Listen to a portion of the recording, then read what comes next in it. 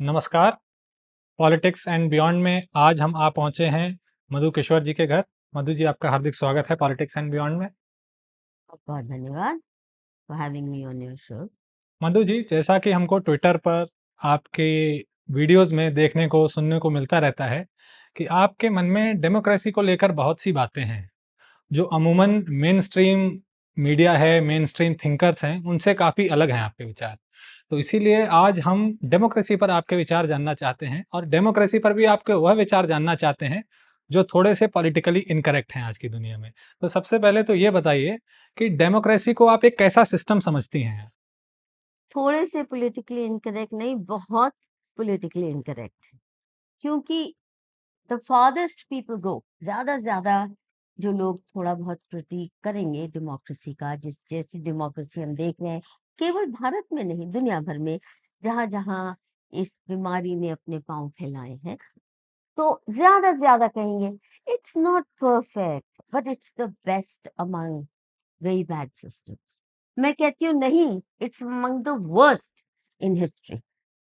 जितने अन्याय और जितनी ज्यादतियां डेमोक्रेसी ने की हैं, डेमोक्रेसी के नाम पे, जिस किस्म से सोशलिज्म के नाम पे, वर्किंग क्लास के नाम से, वो शायद किसी और ने किसी और आ, तलवार का सहारा लेके नहीं की। सबसे पहली बात, इसके क्लेम्स बहुत पायस हैं। Government of the people, by the people, for the people, कितना अच्छा लगता है ना। अच्छा, वेस्ट के आप देखेंगे नारे हमेशा बहुत आ, प्रभावशाली होते हैं, पर अंदर से खोखले ही नहीं, मिसलीडिंग भी। और जो क्लेम है और जो परफॉर्मेंस है उसमें बहुत भारी अंतर होता है। और ये बुनियादी प्रॉब्लम है एब्राहिमिक कल्चर से आई सभी आइडियोलॉजीज की, क्योंकि एब्राहिमिक कल्चर की जो सोच और उपज है वो बहुत ही प्रेडिटरी है। नाटक कुछ और करना, जैसे अंग्रेज कहते थे वो भारत में सिविलाइजिंग मिशन के लिए आए हैं, और करके क्या गए, हमारा खून पी के गए, चूस के गए, यहाँ कंकाल, नर कंकाल छोड़ के गए, इस देश को जिस बदहाली में छोड़ के गए। पर they convince themselves and many foolish Indians कि वो यहाँ सिविलाइज करने आए थे। तो ये जो इम्पोजिशन है डेमोक्रेसी, सबसे पहले तो कहाँ से कौन सी चीज आती है उस हिसाब से उसके जैसे बीज है तो फल वैसा ही होगा ना। डेमोक्रेसी को आप भारत का इम्पोजिशन मानते हैं? वो टोटल किसने, ये कॉलोनियल टाइम्स में आई, अंग्रेजों ने ये थोपी। वो भी किस समय थोपी, जब स्वतंत्रता आंदोलन एक शिखर पर पहुंच रहा था, और उन्होंने फिर खुद भी मानते हैं, एक तो कांग्रेस पार्टी को खड़ा किया सेफ्टी वॉल्व कह के कि अपनी भड़ास निकाल लेंगे। तो ह्यूम साहब ने ये प्लेटफॉर्म खड़ा करवाया अपने कुछ चहेतियों से, और उसके बाद कि धीरे धीरे हम तुम्हें ट्रेन करेंगे सेल्फ गवर्नेंस में। उनका ये सारा प्रोपेगेंडा था अंग्रेजों का कि भारतीयों को और विशेषकर हिंदुओं को तो गवर्नेंस आती ही नहीं है, ये तो गुलाम ही रहे हैं हमसे पहले, मुगलों के थे उससे पहले, जो भी आया आक्रांता उसके गुलाम होके बैठ के, इनको गवर्नेंस आती नहीं है, हम इनको सिखाने आए हैं, ये अनसिविलाइज्ड है, इनको छुरी कांटे से खाना भी नहीं आता, उनके लिए तो सिविलाइजेशन के वही मायने होते हैं। तो उन्होंने डेमोक्रेसी एक लिमिटेड उसका रूप देके कि आपको रिप्रेजेंटेटिव इंस्टीट्यूशंस में कुछ एक हिंदुस्तानियों को भी शामिल करेंगे। उसमें ये था कि इतनी पढ़ाई है, इतनी प्रॉपर्टी है, जिसकी इतनी प्रॉपर्टी है और जितनी पढ़ाई है उसको वोट मिलेगा। और सब चाटुकार बन गए उस डेमोक्रेसी के। ये नहीं कहा कि आप कौन होते हैं तय करने वाले, कौन शामिल होगा कौन नहीं, उसकी कितनी पढ़ाई हो, वो भी अंग्रेजी छाप वाली पढ़ाई। ये नहीं कि आप गुरुकुल के बहुत बड़े संस्कृत स्कॉलर हैं तो उसको वो पढ़ाई मान लेंगे, आपकी बीए की सर्टिफाइड डिग्री है कि नहीं, अ, उसी को वो पढ़ाई मानते थे। और सब हिंदुस्तानी अ, चल पड़े उस दिशा में ये सोच के कि अब हम ट्रेन होंगे, और अ, जब हम फ्रीडम कभी मिलेगा तो हमें इंस्टीट्यूशंस चलाने की क्षमता आ जाएगी तब। और वो इंस्टीट्यूशंस जो कि हमें कुचलने के लिए, हमारा खून चूसने के लिए बनाई गई थी, उन इंस्टीट्यूशंस को कैसे चलाना है, ये ट्रेनिंग अंग्रेज हमें देना चाहते थे। उन्होंने शुरू कर दी। जो मैकॉले पुत्र बनाए थे और पुत्रियां बड़ी खुशी से लग गए उस रास्ते पे। अच्छा, इससे पहले कि हम भारत की और बात करें, सिर्फ डेमोक्रेसी की करते हैं, ये बेस्ट केस एग्जांपल्स ले लेते हैं। कुछ एक दशक, 2-3 दशक पहले तक ये माना जाता था कि डेमोक्रेसी के जो सबसे सक्सेसफुल मॉडल्स हैं और उनको Sweden, Denmark, Finland, Scandinavian countries को माना जाता है। बहुत पीसफुल हैं, बहुत अच्छे से स्त्री पुरुष भी शामिल हो गए और क्राइम रेट बहुत लो है, वगैरह वगैरह कई सारी बातें, और सेल्फ गवर्नेंस का उनका कल्चर, ये आदर्श माना जाता था। लेकिन ये ढकोसला तभी तक चल पाया, चला कुछ दशक तक, पर ये मत भूलिए कि स्त्रियों को वोट करने में स्वीडन वगैरह ने भी बहुत समय लगाया था। वो तैयार नहीं थे तो क्या भी डेमोक्रेसी रही होगी। खैर, चली, पर तभी तक जब तक यहाँ बहुत सब्सटैंशियल संख्या में इस्लामी वहां नहीं आ गए माइग्रेंट्स की तरह, कुछ रेफ्यूजी बनकर, कुछ लेबर बनकर, कुछ उन्होंने बुलाया क्योंकि उनके पास एजिंग पॉपुलेशन थी और काम करने वाले लोग नहीं, तो पहले ये सोच के कि आके हमारा छोटा मोटा काम कर देंगे। लेकिन जैसे ही उन्होंने अपने पांव जमाए, अच्छा, हिंदू समाज के लोग जब भी कहीं भी जाते हैं माइग्रेंट बन के, तो कभी बवाल नहीं मचाते। They are more loyal than the native loyal citizens of that country. और हम फक्र करते हैं कि हम बहुत लॉ एंड ऑर्डर वाले हैं, हम कहीं क्राइम रेट में हिंदू नहीं पकड़े जाएंगे, आपको बहुत कम होगा कि हिंदू क्रिमिनल आपको मिले अमेरिका की या जर्मनी की जेलों में। कुछ एक मजहबी तो बहुत भारी संख्या में होते हैं, और हम देखो कमाई भी अच्छी करते हैं, मेहनत भी अच्छी करते हैं, उनसे भी ज्यादा अच्छी करते हैं और आगे बढ़ते हैं। लेकिन जैसे ही जहां जहां इस्लामी गए, वो डेमोक्रेसी का सारा ताना बाना क्रैश होने लगा। स्वीडन में भी, डेनमार्क में भी, हॉलैंड में भी, जर्मनी में भी, ये नहीं संभाल पा रहे। अच्छा, क्यों ऐसा हुआ कि कुछ दशक तक चली जर्मन जर्मन डेमोक्रेसी, या फ्रेंच भी उसका एक तामझाम था, या स्वीडन या डेनमार्क? उसका बड़ा कारण था कि जो डेमोक्रेसी के बुनियादी कुछ अजम्पशंस हैं, वो वहां इसलिए फिट बैठते थे। एक तो स्वीडन छोटा सा देश है, छोटा सा टापू है ना, बहुत छोटी जनसंख्या है, सभी की एक ही भाषा है, मल्टीलिंगुअल नहीं है, एक्सेंट भी सबका एक ही है, मजहब भी सबका एक है, मैं धर्म नहीं कहूंगी, मजहब भी सबका एक है या रिलीजन भी सबका एक है, कल्चर और हिस्ट्री भी कॉमन है, उसमें कोई कंटेंशन नहीं है। जैसे भारत की हिस्ट्री में तो इतने बवाल मचे हुए हैं कि हमारी हिस्ट्री हमको डिवाइड करे जा रही है, वहां ऐसे अपने इतिहास के बारे में इस तरह के बवाल नहीं है। फिर सिविलाइजेशनल कौन सी वैल्यूज होनी चाहिए, समाज में ओवरऑल कंसेंसस था, और देश की सुरक्षा के लिए क्या उपाय रखने चाहिए उसमें भी कंसेंसस था। Not every issue was up for debate, discussion and challenge, जो हिंदुस्तान में हो रहा है। ठीक भी मारो तो 10 ऑपोजिशन वाली पार्टियां खड़ी हो पड़ती हैं कि ठीक ठीक नहीं थी, वहां ऐसा नहीं था।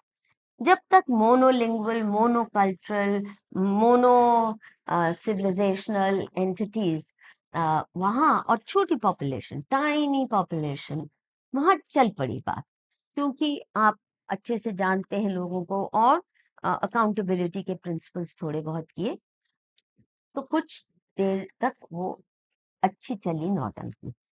लेकिन अब उतार तार होने लगी। जैसे ही बाहर के लोग आए तो उन्होंने अपने उदार दिल से, क्योंकि डेमोक्रेसी की उदार नौटंकियां बहुत होती हैं, है ना, कि सब एक से हैं और हमारे मेन स्ट्रीम कल्चर में शामिल हो जाएंगे, हम डाइवर्सिटी प्रिंसिपल को ऑनर कर रहे हैं, हम किसी के साथ मतभेद नहीं करते, all are equal before law वगैरह वगैरह।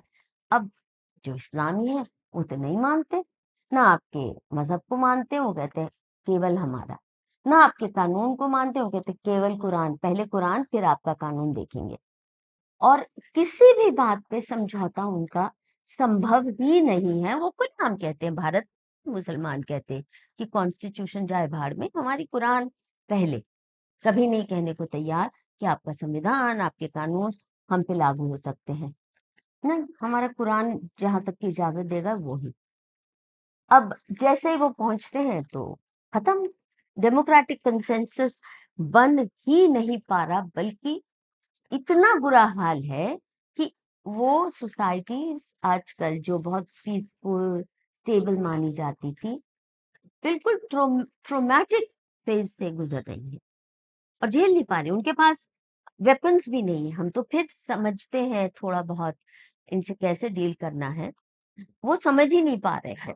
और अभी भी वो अपनी लिबरल और वो अपनी जो विचारधारा है उसको लागू करने की कोशिश कर रहे हैं कि इनको मेन स्ट्रीम में लाओ, इनके साथ ये करो, इनको वो दो। कोई काम नहीं कर, कोई काम नहीं। इतनी वेलफेयर स्टेट है, सब कुछ है, सब करके देख लिया। उनको सोने से तोल दो, हीरो से भी तोल दो, वो नहीं तोलने को तैयार। वो कहे हाँ वो तो दो, वो तो हमारा हक है, पर मारेंगे तुम पे पत्थर और ग्रेनेड ही।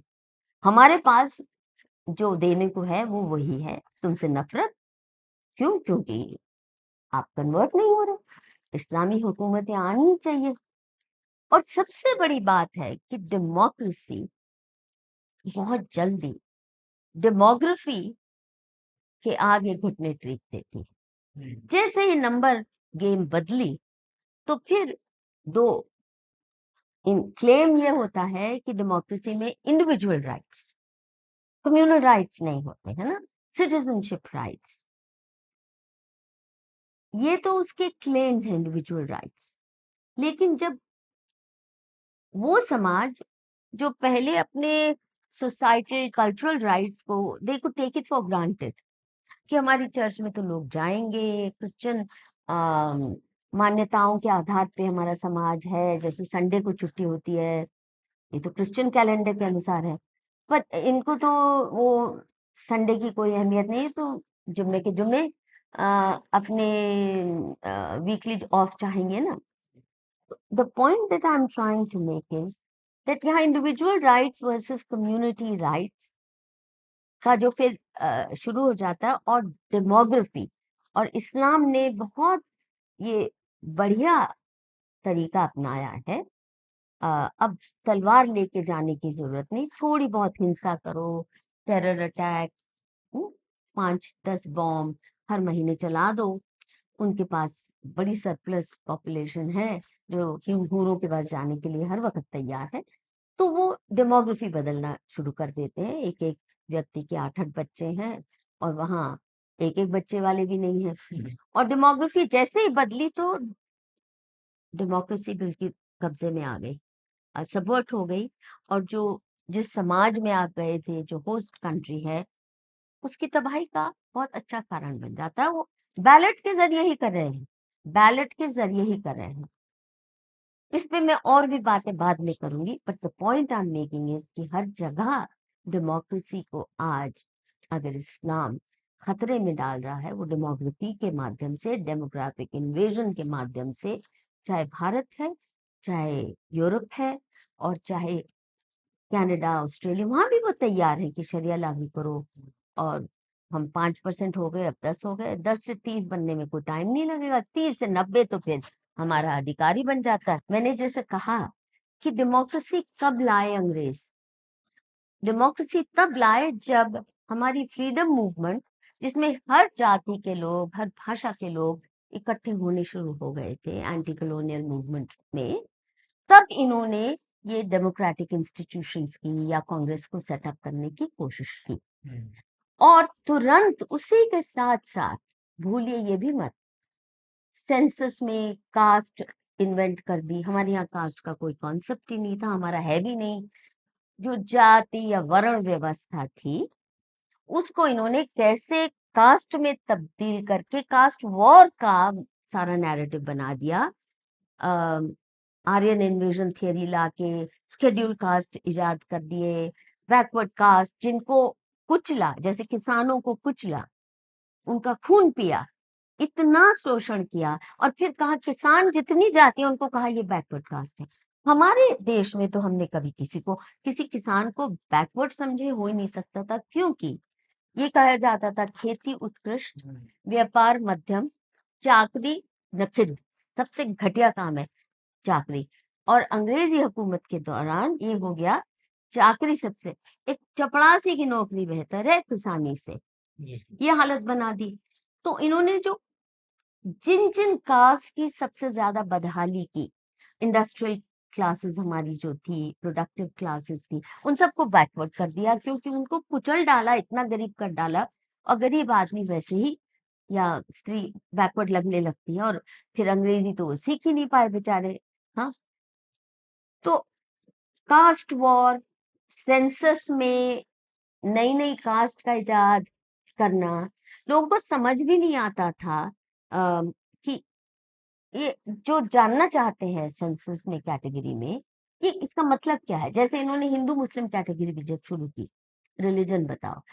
आपको मालूम होगा कि मेवात में जहाँ म्यो समुदाय रहता था, पहले वाले सेंसस में बहुतों ने वो नहीं कह पाए कि हम मुसलमान हैं, हिंदू मुस्लिम किसी ने लिख दिया, बहुतों ने लिख दिया हिंदू मुस्लिम दोनों, क्योंकि उनकी अपनी महाभारत थी और कन्वर्ट हुए थे, पर पूरी तरह से ब्रेन वॉश नहीं हुए थे। और फिर जब कॉलोनियल हुकूमत ने इन्हें उस तरफ धकेला और तबलीगियों को वहां पहुंचा दिया, तो वो फिर कट्टर, धीरे धीरे कट्टर मुसलमान बनने लगे। तब तक ये था ही नहीं। मैंने कहा ना कि 40 साल पहले तक भी महाभारत के गीत गाया करते थे। It was part of the culture, Mahabharata की कहानियां, महाभारत के किस्से, that was part of the mayo culture. आज आप जाके महाभारत का नाम लीजिए तो सर तन से जुदा हो जाएगा। तो आप देखिए डेमोक्रेसी ने क्या किया, या अंग्रेजों ने हुकूमत इसी तरह, फिर ब्राह्मण को सबसे इविल है तो एंटी ब्राह्मणिकल मूवमेंट शुरू कर दी डेमोक्रेसी के नाम पर। शुरू किया बैकवर्ड कास्ट की तरफ से, पर आर्यन इन्वेजन थियरी जो इनकी लाई हुई मिस्चिफ थी, और फिर बैकवर्ड कास्ट को खड़ा कर दिया सो कॉल्ड अपर कास्ट के, जो कि हजारों साल तक ये सब जातियां अपनी विभिन्न भाषाएं, अपने विभिन्न कल्चर, अपनी प्रथाएं, बिलीफ सिस्टम्स के साथ कोएग्जिस्ट किए थे। कभी किसी ने किसी को इस तरह ऊंचा नीचा नहीं समझा था। आप रामायण में ही पढ़ लीजिए, कितनी अलग अलग विभिन्न जातियों से श्री राम के, प्रभु राम के इंटरेक्शन होते हैं, जो आज बड़ी बैकवर्ड है, एससी है, एसटी है। वहां तो कोई भी ऐसा नहीं था कि ये एसटी है, सब गले लग रहे हैं, सभी के साथ स्नेह का, आत्मीयता का रिश्ता है, एक राजा का भी। केवल ये नहीं कि प्रजा के स्तर पर इन्होंने सबको एक दूसरे के खिलाफ खड़ा कर दिया। ये डेमोक्रेसी की सबसे पहली गिफ्ट थी। और हिंदू समाज ने बड़े आराम से उस उस फरेबी नैरेटिव को आत्मसात कर लिया। और उनके लिए फरेबी नैरेटिव इसलिए भी जरूरी था क्योंकि कन्वर्जन में बहुत काम आता है। अगर आप ये नहीं किसी को ब्रेन वॉश करोगे, अरे तुम पासवान, तुम तो एससी थे, तुम तो एससी हो, तुम्हारे साथ तो भेदभाव होता है, तो पासवान क्रिश्चियन क्यों बनेगा या मुसलमान क्यों बनेगा। पर ये भूल गए कि पासवान तो मार्शल कम्युनिटी थी, रजवाड़ों की फौज में ये सेनापति हुआ करते थे, देवर अ मार्शल कम्युनिटी। और रजवाड़ों में ये सैनिक हुआ करते थे, कमांडर्स हुआ करते थे। तो आप कैसे कह सकते हैं किसी आज इंडियन आर्मी के किसी कर्नल को या कैप्टन को कहो तो बैकवर्ड है, तो वो गाली देगा, थप्पड़ मारेगा, है ना। तो यही होता, अगर किसी को 300 साल पहले किसी पासवान को कहा जाता तो बैकवर्ड है, तो वो घूसा मारता ना। दे एक्सेप्टेड इट कि हम ऐसी हैं, क्योंकि फिर कोटा से जोड़ दिया, फिर तोड़ने का। तो ये तोड़ने का काम किया। अभी चलिए, अंग्रेज हमारे को तो बहुत ही विकृत रूप में दे के गए डेमोक्रेसी, पर अपने देश में क्या हाल है। छोटा सा टापू है, ग्रेट ब्रिटेन जिसको कहते हैं, उसके साथ चुटके चुटके और टापू जुड़ जाते हैं, tiny tiny tiny specs in the ocean. और यहाँ पे भी कैथोलिक वर्सेस प्रोटेस्टेंट पे कितने 300-400 साल वॉर्स रहे, और डेमोक्रेसी उन वॉर्स को नहीं सुलझा पाई, इसीलिए नॉर्दर्न आयरलैंड अलग देश बन गया। हजारों लाखों लोग मर गए, शहीद हो गए इन वॉर्स में, ये डेमोक्रेसी उसका इलाज नहीं ढूंढ पाई ना। एक छोटा सा कैथोलिक वर्सेस प्रोटेस्टेंट को ये नहीं झेल पाया। और यहाँ आप देखिए हिंदू धर्म के परिप्रेक्ष्य में कितने पंथ आए गए, बनते गए, सब समावेश होते गए। ये एक कैथोलिक प्रोटेस्टेंट को भी नहीं झेल पाए अपनी डेमोक्रेसी के अंदर, उसका भी निदान नहीं कर पाए। स्कॉटलैंड भी अपनी अलग पहचान, वेल्स भी कहता मैं हूँ पर नहीं हूँ आपके साथ पूरी तरह, सिर्फ एक्सेंट का फर्क है ना, है ना। आयरलैंड बिल्कुल ही अलग हो जाता है, नॉर्दर्न आयरलैंड अलग, सदर्न आयरलैंड अलग, क्यों? एक कैथोलिक है, एक प्रोटेस्टेंट है। जब ये उस छोटे से टापू में, आइलैंड में डेमोक्रेसी नहीं चला पाए, या वहां की जो इंटरनल समस्याएं नहीं हल कर पाए, तो भारत में आप सोचिए क्यों लाई गई डेमोक्रेसी? लाई गई फॉल्ट लाइंस क्रिएट करने के लिए, जो फॉल्ट लाइंस कभी थी नहीं। अब महाभारत भी पढ़िए तो कितनी दूर दूर की जातियां, जिनको आजकल मतलब अंग्रेज शेड्यूल ट्राइब, जंगली ट्राइब, ये वो करके चल गए, ये सब राजा, इनकी डायनेस्टीज थी। ये दोनों तरफ से जुड़े, नॉर्थ ईस्ट नागालैंड से लेकर अब जिसको अब अफगानिस्तान कहते हैं, वहां से सारा देश के जितने रजवाड़े छोटे बड़े थे आए, एक कॉमन पर्पस के लिए आए, चाहे युद्ध ही था, है ना, इस तरफ या उस तरफ, धर्म की तरफ या अधर्म की तरफ, पर आए ना। और फिर समझौता भी हुआ, और ऐसा नहीं हुआ जैसे श्री राम श्रीलंका भी गए, वहां पे रावण को मारा, वहां अलग लोग थे, अलग माने थे, पर ये नहीं किया कि अब मैं यहाँ का राजा बन गया हूँ। वहीं उसके भाई को उसका राज्याभिषेक कराया, और एक बहुत प्रेम और सहयोग का रिश्ता लाया। पर आज श्रीलंका और भारत में क्या वो रिश्ता है? नहीं है। आप देखिए ना एलटीटीई, वो जो सारा एंटी तमिल फसाद, ये अंग्रेजों की देन है, तभी से इन्होंने शुरू किया।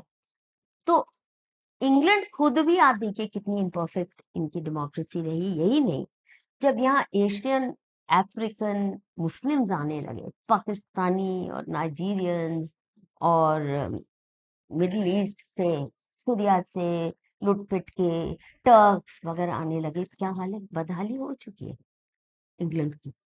इस्लामिक टेक ओवर कोई दिन वो दूर नहीं है जब बकिंगम पैलेस पे आईसिस का फ्लैग उड़ता नजर आएगा। इन्हीं के पाले इलेजिटिमेट चिल्ड्रन है ना, इन्होंने they unleash them on us Hindus, जो पार्टीशन करवाया। तो अब देखिए इंग्लैंड का क्या हाल होने वाला है, और डेमोक्रेसी किस तरह कोलैप्स कर रही है, बुरी बुरी तरह कोलैप्स कर रही है। तो जहाँ इतने से टापू में नहीं आप चला पा रहे, तो भारत जैसे विशाल देश में, इतना डाइवर्सिटीज वाला देश, इतनी भाषाएं, और वो भाषाएं या कल्चर्स या रहन सहन या धर्म पद्धतियां अलग अलग, क्यों हजारों साल तक अनडिस्टर्ब्ड चली? हजारों साल तक नागा नागा ही रहे। 20, 30, 40, 50 साल के अंदर क्रिश्चियन मिशनरीज ने वहां जाके नागास को बंदर बना दिया है अंग्रेजों का। मतलब क्या बचा उनका कल्चर? अभी वो ड्रग एडिक्ट्स, वो फटी जीन्स पहन के या डेनिम जीन्स पहन के गिटार पर बजा रहे हैं अंग्रेजी कल्चर में, उसके एक घटिया वर्जन में लिप्त हो गए हैं, या कोई कल्चर तो नहीं बदल, पर वहां पे इंसर्जेंसी चला रहे हैं नागा कल्चर के नाम पे, नागा ट्राइब के नाम पे, एसटी कम्युनिटी, शेड्यूल ट्राइब्स के नाम पे। डेमोक्रेसी में स्पेशल प्रोविजंस होने चाहिए हमारी कॉन्स्टिट्यूशन में, ये हमारे गले का पत्थर छोड़ गए कि ये अलग है, इनसे अलग थलग ही व्यवहार करना है। यहाँ कोई हिंदू जा ही नहीं सकता नॉर्थ ईस्ट में, नागालैंड में विशेषकर। ये बिल्कुल क्रिश्चियन मिशनरीज को भेज दिया, आउटसाइडर्स नहीं जा सकते तो क्रिश्चियन मिशनरी। ये डेमोक्रेसी के फॉल्ट लाइंस क्रिएट करने का सारा कार्यक्रम अंग्रेजों ने किया। इसमें कोई नेक नियति थी ही नहीं। और आप देख लीजिए आज भी हम भुगत रहे हैं। जो जो फॉल्ट लाइंस अंग्रेज छोड़ के गए उसको हमने बढ़ने दिया, हमारे नेताओं ने, so called democratically elected leaders. उन्होंने इन फॉल्ट लाइंस को इतना बढ़ाया है कि कई बार लगता है जैसे मिनी सिविल वॉर हर जगह चल रहे हैं, और कई जगह चल भी रहे हैं। अब देखिए, डेमोक्रेसी की एक बुनियादी जो अ, जरूरत है कि कुछ इसेंशियल इश्यूज पे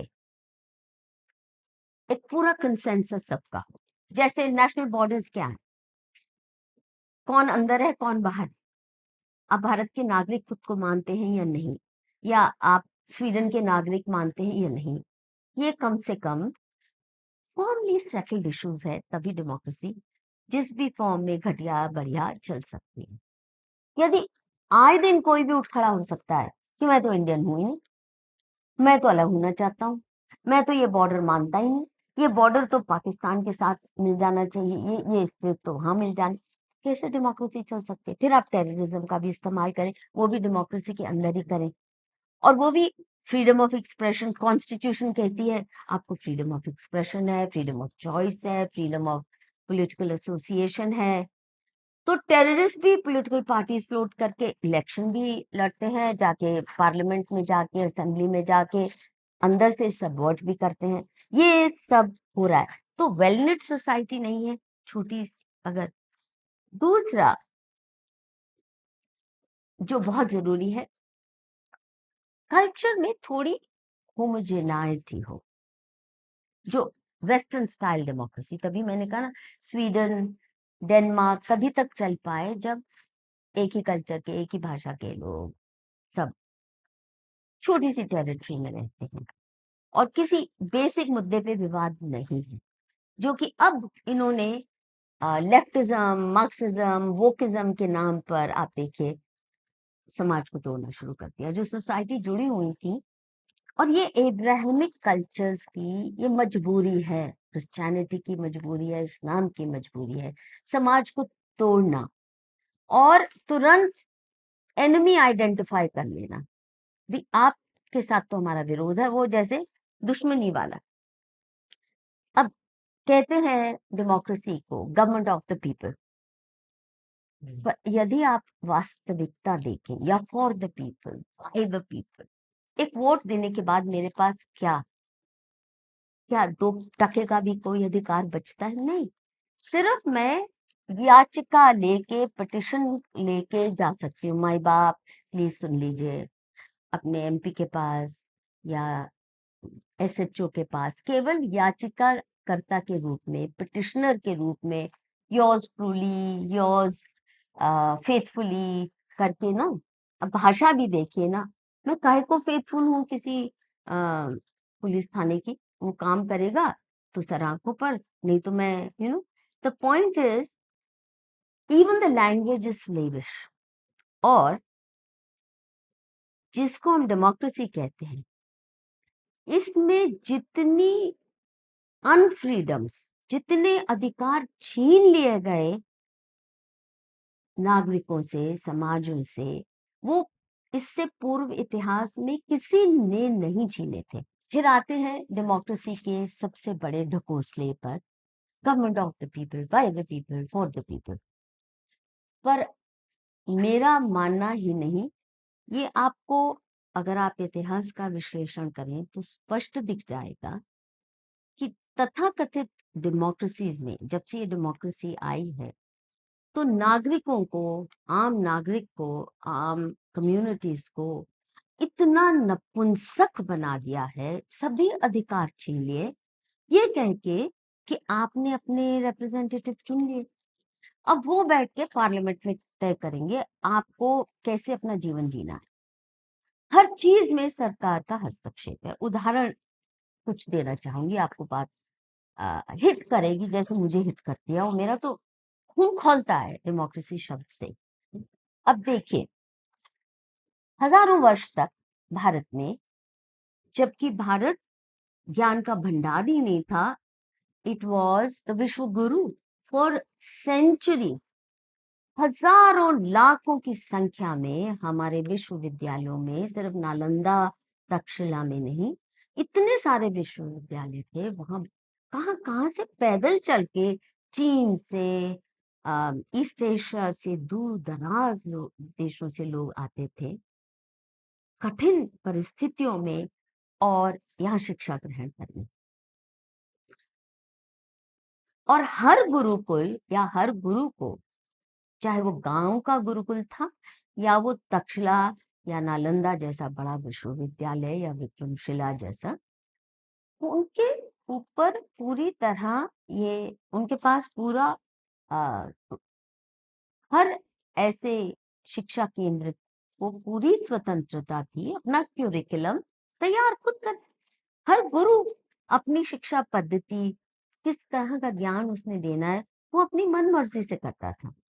हाँ, शिष्य के पास ये जरूर फ्रीडम थी, वो गुरु का चुनाव करे कि मैं इस गुरु का शिष्य बनना चाहता हूँ।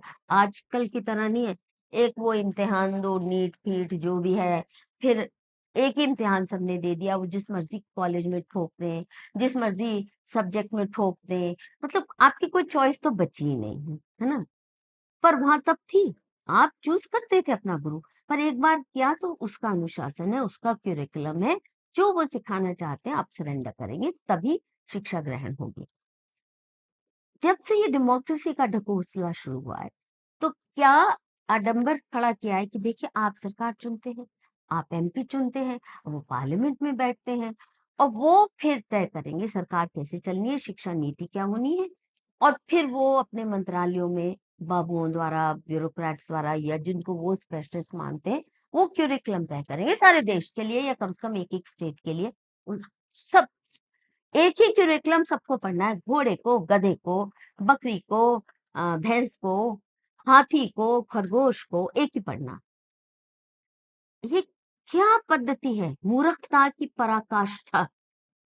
यूनिफॉर्मिटी इस तरह की, जबकि अ, जब तक हमारी पद्धति, शिक्षा पद्धति अ, दो सूत्रों से आती थी, एक तो गुरुकुल में, आप कहीं गए, या विश्वविद्यालय में, या परिवार में।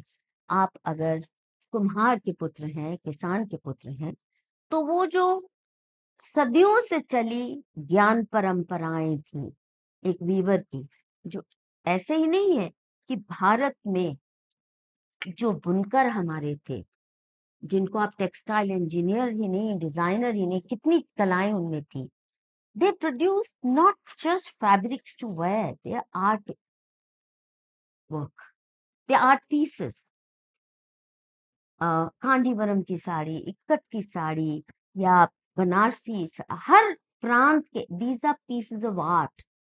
और वो तभी संभव था, या आर्किटेक्चर, स्थापत्य शास्त्र में जैसी कलाकारी हमारे स्थापत्यों ने इस्टेब्लिश की हमारी आर्किटेक्चर में, वो एक जनरेशन का आर्किटेक्ट जिसने 3 साल का फटीचर सा कोर्स या 5 साल का फटीचर सा course school of architecture Delhi में कर लिया हो, वो क्या एक डीडीए का फ्लैट भी अच्छा नहीं बना सकता। वो बनते बाद में पुराने पहले हो जाते हैं, और डब्बे के डब्बे हैं। जो आर्किटेक्चरल वंडर्स बनाए या टेक्सटाइल वंडर्स बनाए, ये इसलिए कि ये ज्ञान परंपरा परिवारों में पीढ़ी दर पीढ़ी सैकड़ों साल तक चली। वो स्पेशलाइजेशन, वो आपके डीएनए में चले जाती है, वो हुनर, एस्थेटिक सेंस, और कितनी कलाएं उसमें शामिल है। अब जब तक इन परंपराओं में या गुरुकुल में, या जहाँ कोई राजा महाराजा नहीं बताता था कि आपको क्या पढ़ाना है, हर गुरुकुल तय करता था और हर परिवार तय करता था उसने अपने बच्चे को किस चीज में, हुनर में, किस हुनर में माहिर करना है ना। तो फ्रीडम थी हर फैमिली को, क्या पढ़ाना है, क्या संस्कार देने हैं, किस भाषा में बात करनी है, कितने घंटे उसने काम करना है, कितने घंटे उसने ध्यान करना है, कितने घंटे उसने धार्मिक शिक्षा लेनी है। और उन परिवारों में कभी कोई लफंगा या अनएम्प्लॉयड पैदा हो ही नहीं सकता था, क्योंकि बचपन से ही हुनर हो जाते थे और संस्कार जुड़े होते थे। अब कोई वीवर है, चाहे मोची है, चाहे कोई है, पहले पूजा करेंगे इष्ट को, हथियारों अपने औजारों की, और ईश्वर से जोड़ के, दैवी शक्ति से जोड़ के हर काम करना, वो संस्कार जो कोई लुच्चे लफंगे या जिसको आप कहेंगे अनएम्प्लॉयबल होते ही नहीं थे ना हमारे यहाँ। किसान भी फसल पहले मंदिर में ले जाएगा, अपने इष्ट को देगा, फिर कहीं बाजार में लेके जाएगा। So everything had a sacred touch to it. अब आपने सेक्युलर एजुकेशन जो ब्यूरोक्रेट्स तय करते हैं, या मास प्रोडक्शन जो है हमारे स्कूल्स और कॉलेजेस की, you know they like sausage factories. Sausage क्या होती है, सब एक जैसी आती है निकलती मशीन में से, ऐसे brain dead people by the time you come out of schools and colleges. The point is the government has taken full monopoly over it. और हमारे बच्चों को झूठा इतिहास पढ़ा रहे हैं, फरेबी इतिहास पढ़ा रहे हैं, हमारा कोई हक ही नहीं है कहने का। एक चैप्टर बदलना है तो 10 साल की मुहिम चलती है कि आपने ये कैसा झूठ बोल दिया, आक्रांताओं के बारे में, उनको हीरो कैसे बना दिया, और हमें हिंदू समाज कुरीतियां ही कुरीतियां हैं, उसके अलावा हिंदू समाज में कुछ है ही नहीं। ये कैसे आपने नैरेटिव चलाया, या आज भी हम इतने साल बाद भी इसको फिक्स नहीं कर पा रहे। गवर्नमेंट मोनोपोली है, और गवर्नमेंट में चुनावी राजनीति के चलते गलत किस्म के लोग ज्यादा पहुंच जाते हैं। उसकी भी मैं 5 मिनट में बात करती हूँ, पर इसका देखिए, तो आपकी एजुकेशन आपके हाथ में नहीं है, कचरा आपके बच्चे को सिखा रहे हैं। अब तो जिस तरह की वोक आइडियोलॉजी आ गई है कि बच्चे को हक है चुनने का कि वो लड़का है लड़की है, अपने बॉडी को री इंजीनियर करवा ले, ये सब बता रहे हैं।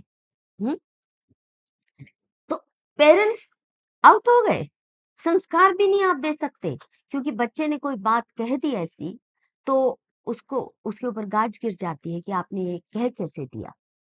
अ, इसके साथ आप देखिए हेल्थ केयर, माँ पिता दादी नानी हमारे घर में पेशेंट वैद्य होते थे। 90% से ज्यादा बीमारियों का इलाज हमारे दादी नानी के नुस्खे करते थे। हमारे हर घर की जो रसोई घर जिसको बोलते हैं पाकशाला, वो एक वैद्यशाला, मिनी वैद्यशाला थी और होती आज भी है, अगर कोई उस पद्धति से कुकिंग कर रहा है। और उसके बाद हर गांव में वैद्य हैं, और आप अपनी मर्जी से इलाज करवा सकते हैं, नहीं करवा सकते, आपको फ्रीडम थी। माँ किस तरह बच्चे को किस तरह का आहार देना चाहती है, माँ तय करती थी। और बीमारी में हुई तो आसपास दादी नानी चाची चाचा, अगर कोई गलत किया है, सबको अधिकार था। अब क्या है, हेल्थ, पैदा होते ही इतने टीके लगेंगे, और वो टीके बहुत जहरीले हैं, ज्यादा अधिकतर टीके नुकसानदायक हैं। और 6-6, 8-8, 10-10 टीके आप नवजात शिशु को ठोक रहे हैं। क्यों? सरकार कहती है ये करना ही करना है, नहीं तो इसको स्कूल में एडमिशन नहीं मिल सकती, ये नहीं हो सकता, वो नहीं हो सकता। आपने वैक्सीन का देख लिया कोविड के दौरान, जिन्होंने नहीं लगानी चाहिए, जैसे मैंने तो नहीं लगाई, और मैंने कह दिया कि आप मेरे को, आप गोली भी मारो, यहाँ बंदूक भी रख दो मेरी कनपट्टी पे, मैं नहीं लूंगी वैक्सीन, गोली खा लूंगी। पर कितने लोग कह सकते थे, और कितने लोगों को मजबूरी करना पड़ा, क्योंकि स्कूल में बच्चे को जाने नहीं दे रहे थे। यानी मेरे को ये भी हक नहीं है कि मेरा अगर बच्चा पूरी तरह स्वस्थ है तो मैं वैक्सीन नहीं चाहती, जिसके बारे में मुझे कक्क ज्ञान नहीं है, मुझे हक ही नहीं है। हेल्थ में क्या ट्रीटमेंट होगा, क्या नहीं ट्रीटमेंट होगा, क्यूरिकुलम हेल्थ का क्या है, जिस तरह से हमारी सरकार ने ही आयुर्वेद, जो परंपरा इस देश की ज्ञान परंपराओं में से बहुत उच्च कोटि की, योग और आयुर्वेद दोनों भाई बहन है, और इनकी कितनी केवल अवहेलना नहीं की, इनको कैसे डाउनग्रेड किया गया। आयुर्वेद को क्वैकरी बता के आज पतंजलि पे 1500 कम से कम क्रिमिनल केसेस हैं, क्योंकि उन्होंने इतना कहने की जरूरत कर दी कि कोविड इत्यादि के हमारे पास सहज इलाज है। और मैं मानती हूँ है, क्योंकि मैंने पतंजलि की प्रोडक्ट से ही अपने को बचाए रखा। अभी भी वायरल या कोई बुखार होता है तो मैं कोरोनिल किट ले आती हूँ और हर बार काम करता है। हमारे घर में मैंने अपने घर में नहीं आने दी कोई एलोपैथिक दवाई या वैक्सीन। हमारे को हक ही नहीं है। पर मैं हवाई जहाज का सफर नहीं कर सकती, मैं ये नहीं कर सकती, मेरे पास वैक्सीन का अगर सर्टिफिकेट नहीं है। ये कभी इससे पहले अभी हुआ था, ये डेमोक्रेसी के नाम पे हो रहा है। मैं इतनी निरीह बन गई हूँ कि मेरे बच्चे को क्या इंजेक्शन लगे या ना लगे, उसको क्या पढ़ाया जाए या ना पढ़ाया जाए, मैं क्या इलाज करूं या ना करूं, मैं अगर टीबी से मर रही हूँ तो सरकार को कोई परवाह नहीं है। मैं अगर गंदे पानी की वजह से, डायरिया की वजह से कमजोर होते होते मेरे को ऐसी बीमारी लग जाती है तो सरकार को कोई परवाह नहीं है। पर जो बीमारी मुझे है नहीं, पर ना लगे उस बच्ची को, कभी यूटरीन कैंसर हो ना हो, पहले से उसको वैक्सीन ठोकनी, ये आप सोच भी सकते हैं। और सब खुश बैठे हैं, मेडिकल माफिया चुप बैठा है, बड़े बड़े वकील, जजेस, इंटेलेक्चुअल अपने आप को कहने वाले सब चुप बैठे हैं। ये डेमोक्रेसी के नाम पर सरकार, और सरकार खुद हाईजैक्ट है। फार्मा माफिया, जो ग्लोबल फार्मा माफिया है, उसने पूरी तरह कब्जा कर लिया है। पर ये डेमोक्रेसी है, पार्लियामेंट में ये पास हो जाते हैं। और हेल्थ मिनिस्ट्री है, हमने ही चुना है, हमारा ही व्यक्ति जाके हेल्थ मिनिस्टर बना है, पर पीछे कौन सा माफिया उसको कंट्रोल कर रहा है हमें तो पता ही नहीं। अब पता तो कुछ कुछ चल रहा है सोशल मीडिया के जमाने में। हेल्थ में स्लेवरी, देखिए संस्कार का हम कुछ नहीं कर सकते, हमें कम्युनल कह देंगे। ये छोटी सी बात है, मैं कहाँ खाना खाऊं न खाऊं। हमेशा हिंदू परिवार बहुत एहतियात रखते थे कि जहां बाहर ट्रैवल भी कर रहे हैं तो अपनी जात बिरादरी में ही जाओ खाओ, ताकि आपको पता है कि हमारे क्या डूज एंड डोंट्स हैं। अब नहीं, आपको अलाउड नहीं है। अ, मुस्लिम जो कि खुलेआम बीफ भी मिला देते हैं, मलमूत्र भी मिला रहे हैं, थूक भी मिला रहे हैं। आपको ये भी कहने का हक नहीं है कि हमें पता तो होना चाहिए कि हमें इसके हद तक खाना है कि नहीं। सुप्रीम कोर्ट कह देता है नहीं, आपको कोई हक नहीं है। ये डेमोक्रेसी है। भाड़ में जाए ये डेमोक्रेसी, और भाड़ में जाए ये न्याय व्यवस्था। और मैं मानती हूँ कि हमें असहयोग करना ही पड़ेगा इन सारी चीजों से। फिर how I spend my money, what business I can take on, what I can't, कितनी सेविंग करूं, उसका कितना हिस्सा उड़ा ले जाए सरकार, कोई चीज मेरे हाथ में नहीं है। जो भी बिजनेस शुरू करना है, पहले लाइसेंस लूं, लाइसेंस में फिर घूसखोरी, फिर उसके ऊपर इंस्पेक्टर राज। ऐसा तो कभी नहीं था डेमोक्रेसी के पहले। ऐसा नहीं था कि मुझे अपने गन्ने के उगाए रस से मुझे गुड़ बनाना है, पर सरकार का कानून कहता है नहीं, आप गुड़ नहीं बना सकते, आपको शुगर फैक्ट्री में जाके अपना गन्ना देना है, आपका बॉन्डेड है, और नहीं दोगे तो आपकी जब्ती हो जाएगी और आप पे केस हो जाएगा। और गुड़ पौष्टिक था, लोग बनाते थे, उसको बैन कर दिया। लेकिन व्हाइट शुगर जो चीनी बनाती है मिल, चीनी मिल बनाती है, वो जहर है, इट्स व्हाइट पॉइजन। फोर्स कर रही है सरकारी पॉलिसी कि मैं अपनी फसल के साथ क्या करूं ना, या ना करूं। आप सोचिए, और किस भाव पे बिकेगी, किस भाव पे नहीं बिकेगी, इस पे आए दिन फसाद हो रहे हैं, मूवमेंट्स हो रहे हैं, एमएसपी हो। सरकार मिनिमम सपोर्ट प्राइस जब से तय करना शुरू किए है अंग्रेजी शासन से, और इसेंशियल कमोडिटीज एक्ट वगैरह, तभी से भिखमंगा बना है भारत। हमारे किसान जो कहते हैं हर गांव 36 या 56 कलाओं से स्थापित होते, इसका मतलब क्या? एक किसान की उपज इतनी होती थी कि वो 36 कलाओं को सपोर्ट कर सकता था, है ना। उसमें कारपेंटर भी है, सुनार भी है, लोहार भी है, उसमें गुरुकुल चलाने वाले भी हैं, उसमें वैद्य भी हैं, मंदिर भी है, पुजारी भी हैं, और कितनी कलाएं जो जरूरी होती हैं। आज आप 6 कला तो क्या, 2.5 कला नहीं मिलेगी किसी गांव में, आपको कुछ नहीं मिलेगी। तो ये मॉडर्न शिक्षा ने ही किया ना, सारी कलाएं छीन ली आपने। और वो किसान जो 36 किस्म की जातियों को सपोर्ट करता था म्यूचुअल इंटरडिपेंडेंस से, आपने उसको इतना बदहाल कर दिया, सरकारीकरण हुआ जब से डेमोक्रेसी के नाम पे, कि हमारा किसान बदहाल है, उसको फ्री राशन दे रहे हैं।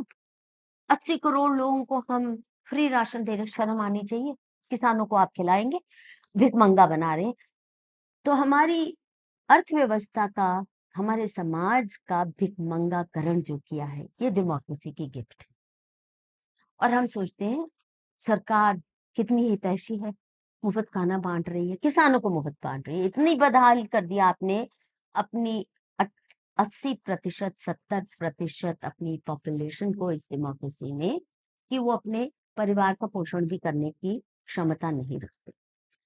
तो अब दूसरा आप देखिए ना, जो मैंने जैसे कहा 36 कलाओं से गांव होता था, यानी 36 जातियां थी, म्यूचुअली इंटरडिपेंडेंट थी, बड़ी खुशी से रहते थे। किसान का काम नहीं चल सकता था, लोहार के बिना, बढ़ई के बिना, फलां के बिना, पॉटर के बिना, वाटर हार्वेस्टिंग करने वाले जिसको हाइड्रोलिक इंजीनियर्स कहते हैं, जिनको कुम्हार कहते हैं, उनके बिना नहीं। कुम्हार, वो ये तालाब बनाना, वाटर हार्वेस्टिंग स्ट्रक्चर, तो वो कुएं खोदना, इनके बिना नहीं चल सकता था। तो कैसे हो सकता है कि आपस में द्वेष का रिश्ता रखते? अब डेमोक्रेसी ने इन सब जातियों को कास्ट में बदल के कास्ट वॉर की पद्धति पे चला दिया है, रास्ते पे चला दिया है। इतना मनहूस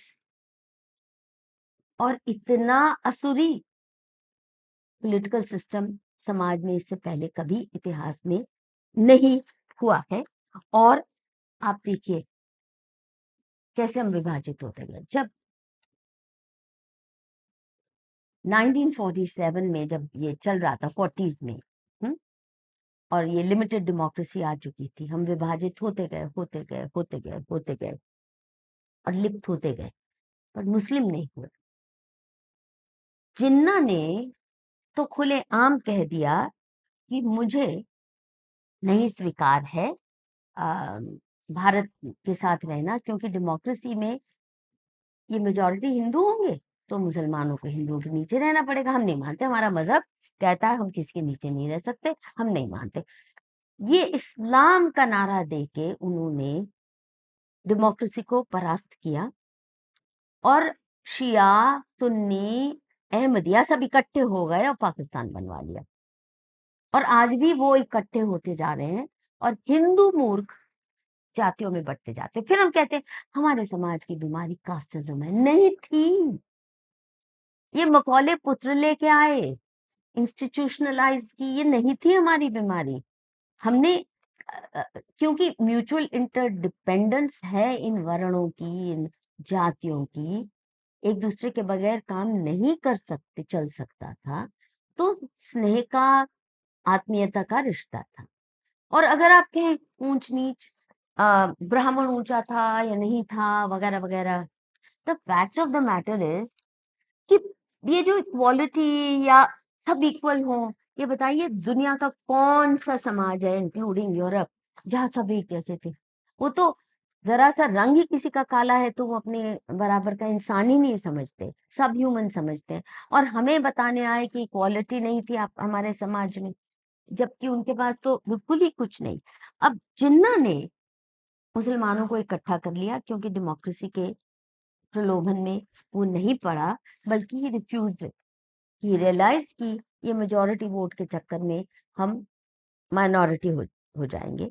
और वो इकट्ठे होते गए, और आज भी आप देख रहे हैं मुस्लिम वोट बैंक सिर्फ यहाँ ही नहीं, पाकिस्तान में भी, और पाकिस्तान के और हिंदुस्तान के मुसलमान, इनका दिल इकट्ठा ही धड़कता है। डेमोक्रेसी के फायदे हिंदुस्तान के मुसलमानों को चाहिए, ब्लैकमेल करना है, यहाँ हमारा खून पीना है, पर दिल धड़कता पाकिस्तान के मुसलमानों के साथ है, जो जिहाद, जिनका खुला एजेंडा है। और ये जो इक्वालिटी की लीथल किस्म की, क्या बोलते हैं ना, जानलेवा परिभाषा या इम्प्लीकेशंस हैं वेस्टर्न स्टाइल डेमोक्रेसी में। सबसे बड़ा flaw, if you ask me, कितना सुनने में कितना अच्छा लगता है, और ये है इस्लामी और क्रिश्चियंस, इनको नारे ऐसे देने लग आते हैं जो सुनने में बहुत ही नोबल लगते हैं। Islam is a religion of peace, equality, सब अल्लाह के बंदे बराबर, ये वो जानते हैं। वो बराबरी क्या क्या जघन्य रूप लेती है। अब वन मैन वन वोट कितना सही लगता है ना, सब बराबर। पर आप सोचिए, एक फौजी जो जान पे खेल कर बॉर्डर पे देश की हिफाजत करता है, उसकी भी एक वोट है, और बुरहान वानी की भी एक वोट है। एक टेररिस्ट की भी एक वोट है, और एक फौजी की भी एक वोट है। एक शंकराचार्य की भी एक वोट है, और एक बलात्कारी की भी एक वोट है। जिसने 10 कत्ल किए हों, जो चोरी चपाटी करता है, उसकी भी एक वोट है। एक मेहनती किसान की भी एक वोट है, जो अन्नदाता है। और वो जो पॉकेट मार है, उसकी भी एक वोट है, जो केवल लुच्चागिरी के आधार पे कभी इसको लूटता है, कभी उसको ठगता है, उसकी भी एक वोट है। ये सिस्टम कैसे अ, अच्छे रिजल्ट्स पैदा कर सकता है? ये तो इक्वालिटी का इतना अभद्र रूप है ना, कि मुझे समझ नहीं आती how we can take it seriously and be intoxicated by its pomposity. दूसरा, डेमोक्रेसी में ये बुनियादी कानून व्यवस्था यही कहती है डेमोक्रेसी की, कि जिसकी मेजॉरिटी आई वो सिकंदर, वो जीता वो ही सिकंदर। अब मेजॉरिटी का मतलब, आपने मान लो कुल 15 लाख वोट है आपकी कंस्टिट्यूंसी में, आपने 150 ज्यादा ले ली अपने नेक्स्ट प्रतिद्वंदी से, तो आप जीत गए, द विनर टेक्स ऑल। और बाकी उसको हारा हुआ, डिफीटेड, आपने करार कर दिया, ठप्पा लगा दिया, you are a loser, you are defeated. कभी भी समाज में सौहार्द नहीं टिका रह सकता अगर हम समाज को विभाजित कर दें डिफीटेड एंड विनर्स में, और एक ग्रुप अपने को डिफीटेड महसूस करे, और वो भी किस आधार पे, कि 2000 या 2 लाख या 1.5 लाख या 1,500 वोट आपने ज्यादा ले ली। किस तरह ली? उससे कोई लेन देन किसी का नहीं है, ले ली बस। तो इसी से फिर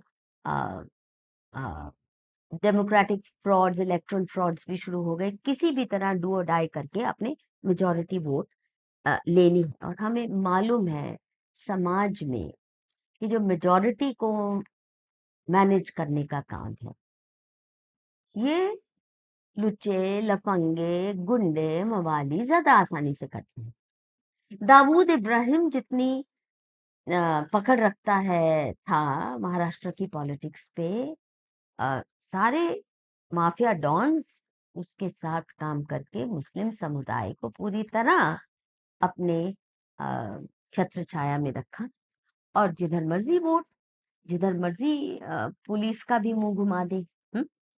तो anti social elements gang up very easily. और मैंने देखा है, जब मैं ना स्ट्रीट वेंडर्स का काम करती थी, और हमने एक मॉडल मार्केट बनाई, कुछ जगह हम ये चाहते थे कि अनुशासित होकर, अनुशासनबद्ध रहकर वेंडर्स, ताकि गंदे ना दिखें, मिडिल क्लास ये ना कहे अरे ये तो गंद फैलाते हैं, ये तो अव्यवस्थित होते हैं।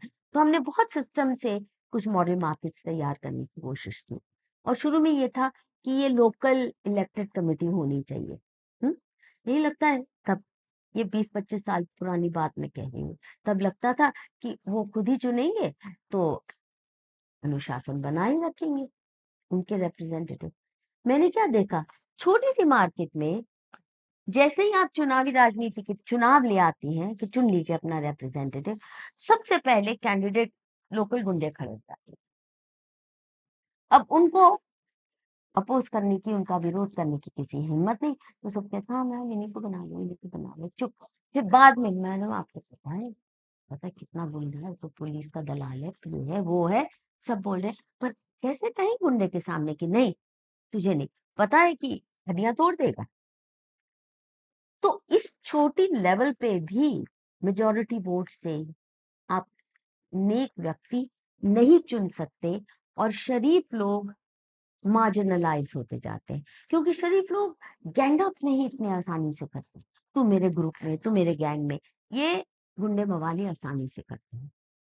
करप्ट पॉलिटिशियन बहुत जल्दी अपना गैंग बना लेते हैं। पर जो वाकई ईमानदार है, तो होता क्या है कि फिर जो शरीफ हैं वो मार्जिनलाइज, हाशिए पे धकेले जाते हैं।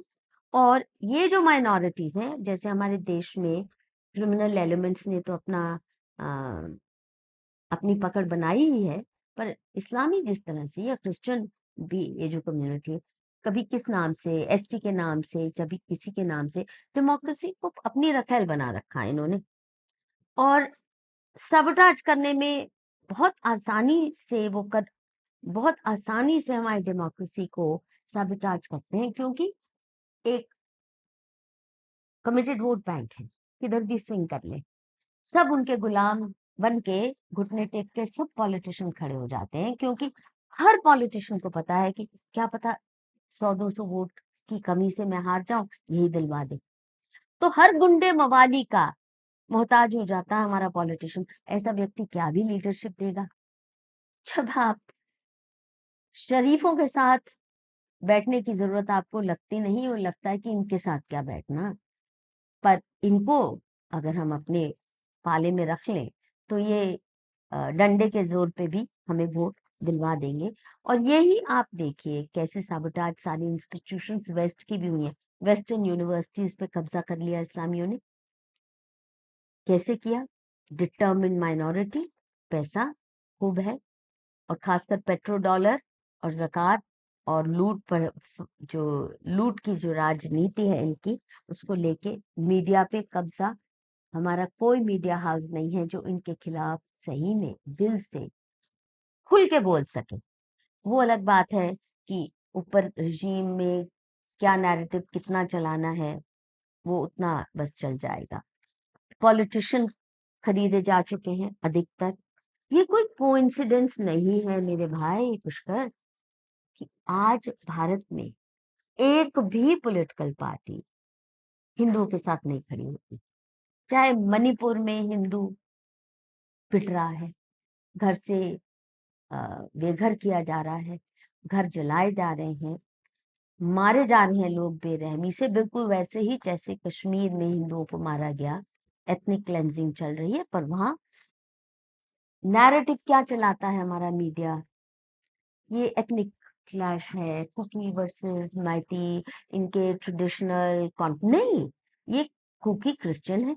उससे पहले ये मर्डरस नहीं थे, टेररिस्ट नहीं थे।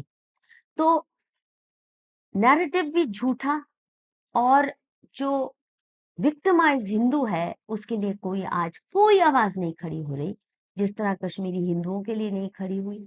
सिर्फ सभी लोग कश्मीरी मुसलमानों का ही सोचते रहे, अरे ये बड़े दुखी हैं, इनकी सुन लीजिए, इनको डेमोक्रेसी सही से नहीं मिली। इसी किस्म से सारा चर्च नैरेटिव चला रहा है, क्योंकि सारी मिलिटेंसी टेररिज्म चर्च बेस्ड है, और इन इलाकों को क्रिश्चियनाइज करने का मकसद ही ये था कि ये यहाँ से एथनिक क्लेंसिंग कर दी जाए। डेमोक्रेसी हर जगह मनी और मसल पावर से कंट्रोल हो रही है, और उसी से ये नैरेटिव भी कंट्रोल होते हैं। मीडिया को खरीद लो, यूनिवर्सिटीज को अपने कब्जे में ले लो, सब जगह सबवर्ट हुई है हमारी यूनिवर्सिटीज। ये नहीं कि सिर्फ जेएनयू, पर उनकी जो गॉडफादर्स हैं अमेरिकन यूनिवर्सिटीज में बैठे हुए, हार्वर्ड में, कोलंबिया में, येल में, बिल्कुल वहां भी वही हाल है, पूरी तरह टेक ओवर है। और वोट बैंक मोबिलाइज करने में बहुत पैसा चाहिए, मीडिया कंट्रोल करने में बहुत पैसा चाहिए। ये तो माफिया ही ला सकते हैं। और इसीलिए आप देखिए माफिया का कंट्रोल, जिसको अब डीप स्टेट खुल के लोग कहने लगे, American deep state, it was supposed to be one of the greatest democracies in the world. और वो कितना क्राइम रिडन है वो डेमोक्रेसी, वो कितनी खोखली है वो डेमोक्रेसी, कितनी मूर्ख है वो डेमोक्रेसी, अब सोशल मीडिया के जमाने में पता चल रहा है। देखिए जो हाल डेमोक्रेट्स कर रहे हैं रिपब्लिकन्स का, जो ट्रम्प के साथ किया, hound with fake cases, false cases, trumped up cases, सब, और कुछ नहीं चला तो असैसिनेशन अटेम्प्ट कर रहे हैं, खुल के कर रहे हैं। कितने इनके प्रेसिडेंट्स असैसिनेट हुए, क्यों डीप स्टेट को वो नहीं भाए उनकी पॉलिसीज। और फार्मा माफिया कंट्रोल कर रहा है, जिसकी अब एम्बिशन बन गई है वन वर्ल्ड वन गवर्नमेंट, और जिसने ये भी खुल के ऐलान कर दिया, ये डेमोक्रेसी में ही हो सकता है कि ये pharma mafia one world one government करार करने वाला ग्लोबलिस्ट माफिया ये खुल के कह दे कि इस दुनिया में 90% लोग फालतू हैं, 10% से ज्यादा चाहिए नहीं। तो इसलिए हम कैसे पॉपुलेशन कंट्रोल करेंगे? पहले नसबंदी से करवाया भारत जैसे देशों में, अब वैक्सीन वॉर शुरू कर दिया। तो तरह तरह के तरीकों से आपकी फर्टिलिटी पे कंट्रोल, जो मैं कह रही थी डेमोक्रेसी में पहली बार है। आप कितने बच्चे पैदा करें ये माँ बाप नहीं तय कर सकते, एक या दो बच्चे बस। अब तो कानून भी लाने की मांग मूर्ख हिंदू कर रहे हैं, जिनको इस वक्त चिंता होनी चाहिए कि हम डेमोग्राफिक वॉर हार रहे हैं। वो कह रहे हैं 2 बच्चे से ज्यादा तो सजा हो, ये हो वो हो। कोई मुसलमान ये मानने वाला है ही नहीं। उनके मोहल्ले में जाके आप क्या उनके स्पेयर बच्चे उठा लाएंगे? 2 से ज्यादा कोई पैदा करेगा नहीं ना। हिंदुओं की तो पहले ही नसबंदी हो चुकी है, दिमाग की भी और बॉडी की भी। तो अब आप सोचिए, ये फार्मा माफिया जो नए नए हथियार ला रहा है, ये डेमोक्रेसी में ही संभव है कि ये कानूनन मजबूर करता है। किसी रजवाड़े ने कभी किसी प्री डेमोक्रेटिक रेजीम में ये नहीं हुआ था। हाँ, कुछ थे, जैसे तैमूर लंग आया या नादिर शाह आया तो कत्ल कर दिए, पर जबरन आपकी नसबंदी कर दें ये तो नहीं कर सकते थे। आप बच्चे 2 पैदा करें या 10 करें, हाँ आपके उठा ले जा सकते थे, पर आप पैदा ही नहीं करने का अधिकार रहेगा। ये भी ये डेमोक्रेसी की गिफ्ट है हमारे, और हम स्वीकार कर रहे हैं। और ये जो winner takes all, majority vote, majority जैसे भी मर्जी थ्रू मीन्स फेयर और फाउल आपने कर ली, then you are a winner. And winner takes all meaning getting into a power position through election is like getting a loot license। ऐसे थोड़े मारा मारी है। आप बताओ, पंचायत इलेक्शन में भी इतनी मारा मारी है, मर्डर तक हो रहे हैं। ये इसलिए कि पंचायत में बैठना कोई बहुत उच्च कोटि का काम है और बड़ी सेवा होने वाली है, वो मरे जा रहे हैं सेवा करने को, नहीं, इसलिए क्योंकि लूट के रास्ते खुल जाते हैं। पब्लिक एक्सचेकर से जो पैसा आता है वो लूट कर सकते हैं। आप जमीन हथिया ली या ग्रांट करवा ली, अपने नाम करवा ली। कई कई धांधलियां संभव हो जाती हैं जब आप एक इलेक्शन जीत जाते हैं। आपका कोई पॉजिटिव रोल हो ना हो, आप पैसे खूब बना लेते हैं। एक कॉरपोरेटर भी कम से कम, मैंने सुना है कि अब 50-100 करोड़ तो बड़ा नॉर्मल हो गया है कि वो उतना बना ले। किसी ने घर बनाना है तो उसको 1 लाख रुपया चढ़ावा देना ही है म्यूनिसिपल कॉरपोरेटर को, तभी उसको घर बनाने के लिए छूट मिल जाएगी, नहीं तो आए दिन पुलिस तंग करेगी, एमसीडी तंग करेगी। तो ये लूट लाइसेंस मिलता है, और इसीलिए मारामारी इतनी हो रही है। It looks like what you call democracy, जिसको हम डेमोक्रेसी कहते हैं। If you ask me, gang war लगता है। वो करोड़ों अरबों रुपए खर्च करके पार्लियामेंट नहीं बनाई, मैं कहती हूँ स्लम के लायक भी नहीं है, वहां बैठे हैं गैंग वॉर कर रहे हैं। और ये जो गैंग वॉर का सारा माहौल बन रहा है, ये आप सोचिए, ये वोकैबलरी में रूलिंग पार्टी एंड ऑपोजिशन। अब ऑपोजिशन का क्या काम है? अपोज करना। आप सोचिए कितना अभद्र नाम ही, कितना आपने अपना नॉमेनक्लेचर, आपने रोल क्या डिफाइन किया। किसी इशू को तौलना नहीं है, उसके मेरिट्स पर जज नहीं करना, अपोज करना। क्यों? रूलिंग पार्टी है, उसको गिराना है। जब ये गैंग वॉर की परिस्थिति निहित हो जाती है, सिर्फ इंडिया में नहीं, ये बिल्कुल यही अमेरिका में दिख रहा है, इंग्लैंड में दिख रहा है, फ्रांस में ये दिख रहा है। ये गैंग वॉर का माहौल बन रहा है। हमारी parliament is like gangsters sitting there who are out to either make deals with each other, या वो अंदर ही अंदर समझौते कर लेते, तू भी लूट ले मैं भी लूट लेता हूँ, हमारा शेयर, हमारी स्टेबल जो डेमोक्रेटिक फेजेस रही हैं वो तभी रही हैं जब लूट शेयर बड़ी आसानी से हो जाता था। शरद पवार इसीलिए बड़े सक्सेसफुल चीफ मिनिस्टर माने जाते हैं कि वो मिल बांट के खाने में विश्वास करते थे। इसलिए कोई जर्नलिस्ट भी उनके खिलाफ कभी नहीं लिखता था। खूब किसी को 2 फ्लैट दे दिए, किसी को ये दे दिया, जमीन अलॉट कर दी। तो ये जो सारा लूट पाट का गेम है, ये सिर्फ ये गैंग वॉर ये नहीं है कि किसको पेट्रोल पंप मिला, किसको जमीन हथियाने का हक मिल गया, किसने ये किया वो किया। सारी अमेरिकन डेमोक्रेसी तो हॉस्टेज है अपनी वॉर इंडस्ट्री पे। आप देखिए डेमोक्रेसी फैलाने के नाम पर अमेरिका की वॉर इंडस्ट्री चलती है। Their their biggest export is democracy. और डेमोक्रेसी के नाम पर ये अफगानिस्तान को, सीरिया को, इराक को स्टोन एज पर ले आए। They bombed it to stone age. और क्यों? क्योंकि वॉर इंडस्ट्री चाहती है कि और हथियार की मांग बढ़े। ये सोवियत यूनियन या रशिया के साथ जो इन्होंने पंगा लिया है बेवजह का, नेटो को लेके, यूक्रेन को पॉन बना के, ये सिर्फ वॉर इंडस्ट्री की जरूरत थी जिसके लिए। तो जहां वॉर इंडस्ट्री, वेपन इंडस्ट्री एक डेमोक्रेसी का मेन स्प्रिंग बन जाती है और डेमोक्रेसी एक्सपोर्ट करना becomes a matter of actually wiping out whole populations।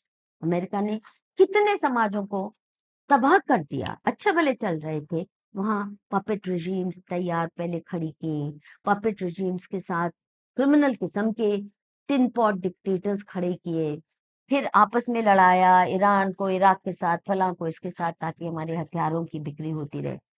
तो ये बहुत ही खतरनाक गेम है। और ये अगर best democracy in the world ये कर रही है तो आप सोच सकते हो छुटकी पुटकी क्या करती होंगी।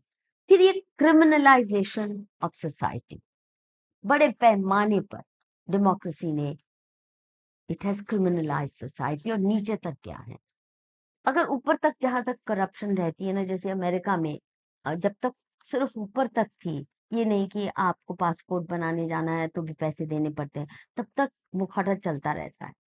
पर हमारे बहुत से देशों में अ, नंगा नाच डेमोक्रेसी का ज्यादा जल्दी दिखने लगता है। अमेरिका जैसी सोसाइटीज का पर्दाफाश होने में थोड़ा समय लगता है। देखिए, लोकसभा और विधानसभा की जब तक इलेक्शन रहती है वो 5 साल में होनी है। दूर है, आपका एमपी कभी कभार आपको शक्ल दिखाएगा या नहीं भी दिखाएगा, तब तक फिर भी संभल जाती थी बात। पर जिला परिषद, ग्राम पंचायत, ये जो इलेक्शंस हैं, या उसके बाद आप सोचिए रेजिडेंट वेलफेयर एसोसिएशन में भी आपने डेमोक्रेसी तथाकथित घुसा दी।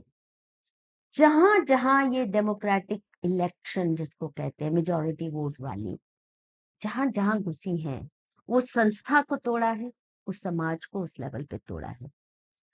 ये बात तो मुझे स्वयं नरेंद्र मोदी जी ने बताई थी जब गुजरात के सीएम थे।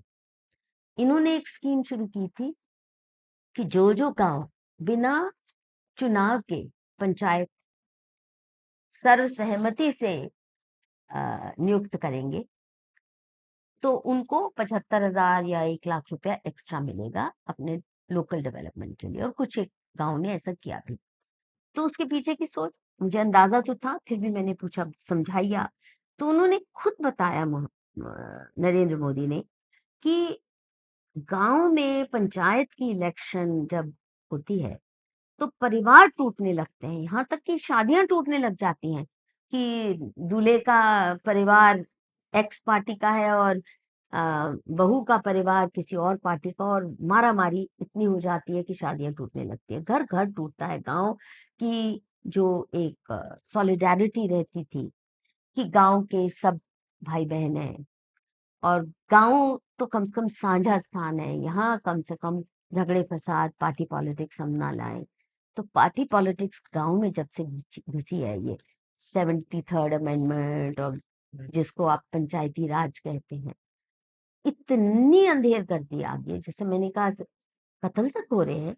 पर साथ साथ महिलाएं भी जो आई हैं करप्शन और क्राइम में इतनी तेजी से लिप्त हो गई हैं कि अब महिला को महिला कहने में ही संकोच होता है कि उसमें कोई महिला वाली बात रही नहीं। जो हम सोचते थे कि महिलाएं थोड़ी स्थिरता लाएंगी, सफाई रखेंगी आचरण का, ऐसा नहीं हुआ। तो मोहल्ले में, हमारे मोहल्ले में देखो, RWA always split on Congress versus आम आदमी पार्टी वर्सेस भाजपा, और इतनी हर चीज पे बहस छिड़ जाती है। बहुत कम इश्यूज पे इकट्ठे आ पाते हैं। दिवाली मेला पे भी कभी कभी पार्टी पॉलिटिक्स आ जाती है। हर मोहल्ले में आप देखेंगे, दिल्ली में जहाँ इलेक्शन RWA लगता है डेमोक्रेटिक है, नहीं, इतनी करप्शन यहीं से शुरू हो जाती है। दूसरा, जो साझी कंसर्न्स हुआ करती थी कि एक दूसरे के सुख दुख में तो इकट्ठे हो जाना है खड़ा, वो भी खत्म होती जा रही है। मोहल्लेदारी में भी ये Bhajpa versus Congress versus Hindu versus Muslim की जो पार्टी पॉलिटिक्स आती है, इसने मोहल्लों को भी तार तार कर दिया। फिर स्टूडेंट्स, यूनिवर्सिटीज में टीचर यूनियन, स्टूडेंट यूनियन, गुंडागर्दी के प्लेटफॉर्म्स बन गए। मैं तो मिरांडा हाउस की प्रेसिडेंट रही, और उसके बाद I was the first woman to be fielded as Delhi university student union president. वहां की जब मैंने गुंडागर्दी देखी इलेक्शन में, मिरांडा हाउस में, तो मेरी इलेक्शन मैंने 25 रुपए में खर्च करके जीती। पर दिल्ली यूनिवर्सिटी स्टूडेंट यूनियन की इलेक्शन में करोड़ों रुपया खर्च हो रहा है। अब जो MLA मान लीजिए या MP 50 करोड़ खर्च करके जीतता है, या डूसू का प्रेसिडेंट इतने करोड़ इकट्ठा करके वो जीतता है, तो वो फिर बनाएगा नहीं। उसने इन्वेस्टमेंट भी अपनी रिकवर करनी है और अगली चुनाव के लिए भी अपनी तैयारी करनी है। तो लूट इसमें निहित बन जाती है, इसमें इनेविटेबल बन जाती है। लूट के और करप्शन के बगैर चुनाव जीते भी नहीं जा सकते, और वहां अपना पांव खड़ा किया भी नहीं जा सकता। सो टीचर्स यूनियन, कर्मचारी यूनियन, स्टूडेंट यूनियन, क्या मतलब है यूनियनबाजी का? वहां पार्टी पॉलिटिक्स का क्या मतलब है? ये समझ आती है कि कल्चरल सोसाइटी है, स्टूडेंट की सोसाइटी है, कोई शिकायत का मसला है तो कुछ होना चाहिए, ग्रीवांस रिड्रेसल प्लेटफॉर्म, दोनों स्टूडेंट टीचर बैठ के बात कर लें। पर यूनियनबाजी जब आ जाती है, यूनिवर्सिटीज बंद होने लगती हैं, और किन किन मुद्दों पर यूनिवर्सिटी, हर स्टाफ रूम डिवाइडेड हो जाता है। बाथरूम की सफाई भी करनी हो ना कॉलेज में, मैंने तो वो अनुभव किया है कि मैंने कहा, बड़े गंदे होते थे जिस कॉलेज में मैं पढ़ाती थी, तो मैंने स्टूडेंट्स को तैयार किया कि हमारी 30 मेंबर टीम है जो बाथरूम रोज सफा करेगी, हम अपना ले आएंगे, हम कर्मचारियों को भी नहीं तंग करते। आई कांट टेल यू, तुरंत पार्टी पॉलिटिक्स उसमें आ गए, सारे CPM के लोग एक तरफ हो गए और रोक दिया, नहीं करने दी, हमें बाथरूम सफाई नहीं करने दी। और मैं ऐसे इतने इतने उदाहरण बता सकती हूँ कि हर चीज में पार्टी पॉलिटिक्स लाकर, आप यूनियनबाजी लाकर, यूनियनबाजी ने इंडस्ट्रीज को तबाह किया। कलकत्ता का सारा इंडस्ट्रियल सेक्टर तबाह हो गया यूनियनबाजी से, लेफ्ट यूनियन। बॉम्बे की सारी टेक्सटाइल मिल्स बंद हो गई यूनियनबाजी से। चलिए, यूनिवर्सिटीज का जो बदहाली है, अगर कोई टीचर पकड़ा जाता है चीटिंग करवाते हुए, यूनियन खड़ी हो जाएगी। अगर वो CPM का या फलां पार्टी का मेंबर है, यूनियन खड़ी हो जाएगी उसके बचाव में। जैसे कि ये भी मौलिक अधिकार है टीचर का कि चीटिंग करा के एक्स्ट्रा पैसे बनवा ले। सामाजिक संस्थाएं, अभी सबसे ज्वलंत उदाहरण है गुरुद्वारों का, उनकी बदहाली का। हिंदू जब अपने मंदिरों को फ्रीडम दिलवाने की मांग करते हैं कि सरकार के नियंत्रण से मंदिर छूटे, तो हमेशा मैं पूछती हूँ कि चले कैसे, ये तो सोच लो, क्योंकि हम भूल चुके हैं वो पद्धतियां जिससे हमारे मंदिर एक स्वस्थ माहौल में मैनेज होते थे। तो कैसे होगा? किसी को और कुछ नहीं सूझता, सब ये कहते हैं अरे जैसे SGPC एक्ट है वैसे ना। अरे SGPC एक्ट के चलते ही तो खालिस्तानी कब्जा कर बैठे हैं। अकाली पॉलिटिक्स ने कहर मचा दिया, हिंदू मुस्लिम का इतना बड़ा फसाद खड़ा कर दिया SGPC। पॉलिटिक्स के चलते ही राजनीति को गुरुद्वारों में लाने का काम और ये अंग्रेजों की ही देन है। एसजीपीसी एक्ट तभी से शुरू हुआ था, गुरुद्वारे सिखों के कंट्रोल में होंगे। फिर सिख कौन है उसकी परिभाषा में वो काटते गए, सहजदारी काट दो, फलां काट दो। अब रह गए कौन? टेररिस्ट जो कब्जा करके बैठे हैं बंदूक के बल पर। किसकी हिम्मत नहीं है उनके खिलाफत में बोलने की, अंदर भले ही कुड़े तब भी। तो गुरुद्वारों को भी तबाह कर दिया। और मुझे इस मामले में ना बहुत कोई 30 साल पहले मैं पंजाब के दौरे में लौंगोवाल जी के डिस्ट्रिक्ट में गई थी, तो वहां एक कॉमरेड धनौला मिले थे। हालांकि सीपीआई के थे, फ्रीडम फाइटर, बहुत उन्होंने अच्छे अच्छे आंदोलनों में हिस्सा लिया था। पर जो उन्होंने मुझे गुरुद्वारों की परिभाषा दी उससे अच्छी कोई नहीं हो सकती। और गुरुद्वारे कैसे तबाह हुए उन्होंने जो समझाया कि पार्टी पॉलिटिक्स ने कैसे गुरुद्वारे जो कि साझा स्थान माने जाते थे, ये नहीं कि आपने केश रखे हैं तो आप गुरुद्वारे के हकदार हैं, या आपने पगड़ी रखी है, या आपकी दाढ़ी ऐसे कटी है या वैसे कटी है, या कच्छा किसी साइज का है, ऐसी कोई नहीं थी। साझा स्थान माना जाता था। ये एसजीपीसी एक्ट में आया है कि ये चीजें जरूरी है। सिख का मतलब है जो स्टूडेंट है, शिक्षा के लिए, ग्रहण के लिए गुरुओं के पास जाता है। मैं भी हो सकती हूँ, आप भी हो सकते हैं, और कोई केशधारी भी हो सकता है। तो उन्होंने मुझे बताया कि साझा स्थान था, और जब तक हमारे गुरुद्वारे कच्चे थे हमारा धर्म पक्का था। जैसे जैसे ये सोने के और मार्बल, इटालियन मार्बल के बनते गए, हमारा धर्म कच्चा होता गया और कंटेंशियस इश्यूज इसमें आते गए। तो मैंने उनसे उदाहरण पूछा कि क्या क्या चीजें आई जो नहीं आनी चाहिए थी।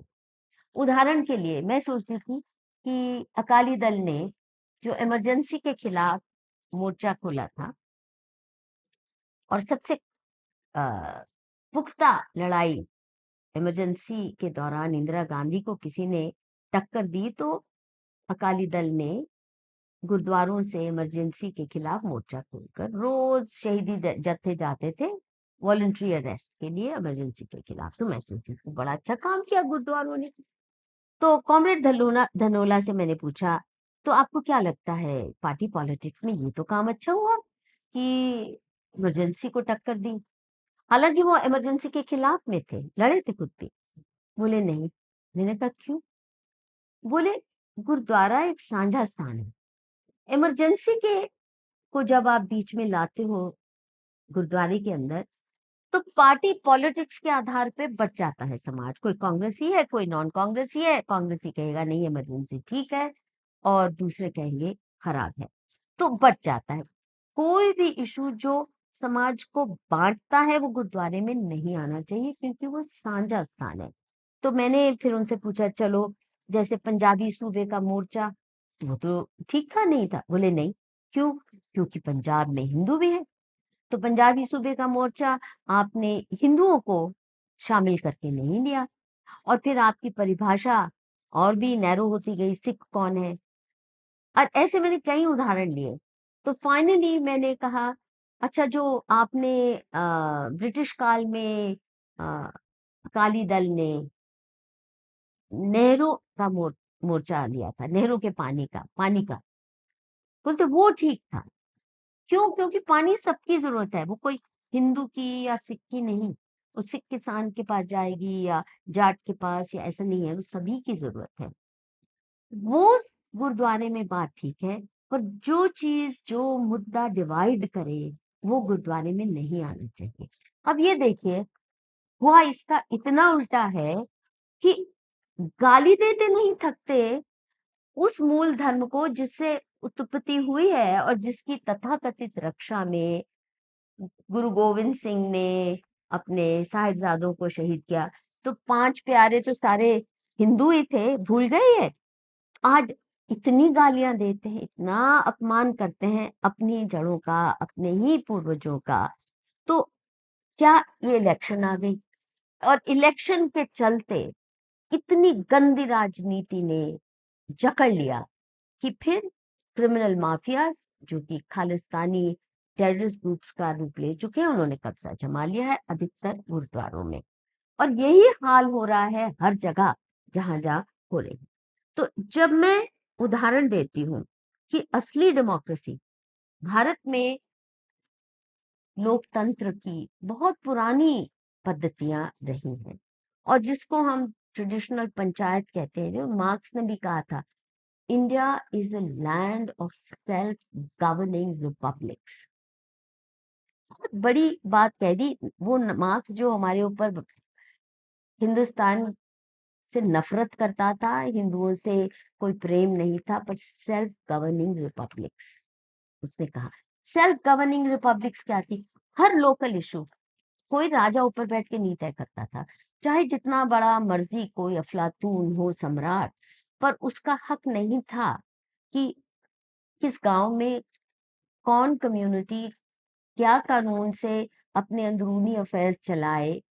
पति पत्नी के रिश्ते में उसका कोई हस्तक्षेप नहीं था। कौन किसको कितनी प्रॉपर्टी दे रहा है अपने, वो समाज तय करता था। ये कोई राजा ऊपर बैठ के फरमान नहीं इशू करता था। और उस राजनीति का, उस लोकतंत्र का, भारत की जो पद्धति की थी, उसका आधार ही था, मूल आधार था कंसेंसस। और इसीलिए जो हमारी पारंपरिक पंचायतें रही हैं, सामाजिक, जैसे वैश्य समाज की है, या गांव की पंचायत है, या किसी जाति बिरादरी की पंचायत है, या जो जैसे हरियाणा में खाप पंचायतें, वो एक गांव की भी हो सकती है, मल्टी विलेज भी हो सकती है, मल्टी कास्ट भी हो सकती है। उसके बुनियादी आधारभूत सिद्धांत ये है, कोई मेजोरिटी वोट नहीं। Panchayat is not a permanent title, कि sarpanch is not a permanent title.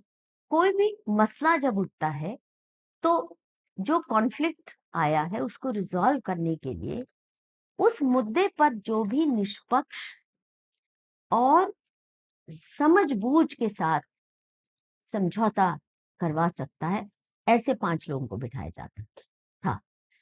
दोनों तरफ से, दोनों तरफ की मंजूरी होनी चाहिए कि हाँ, हम भी इन पे विश्वास करते हैं, और इनकी सहमति से जो भी समझौता होगा उसको हम स्वीकार करेंगे सर आंखों पर।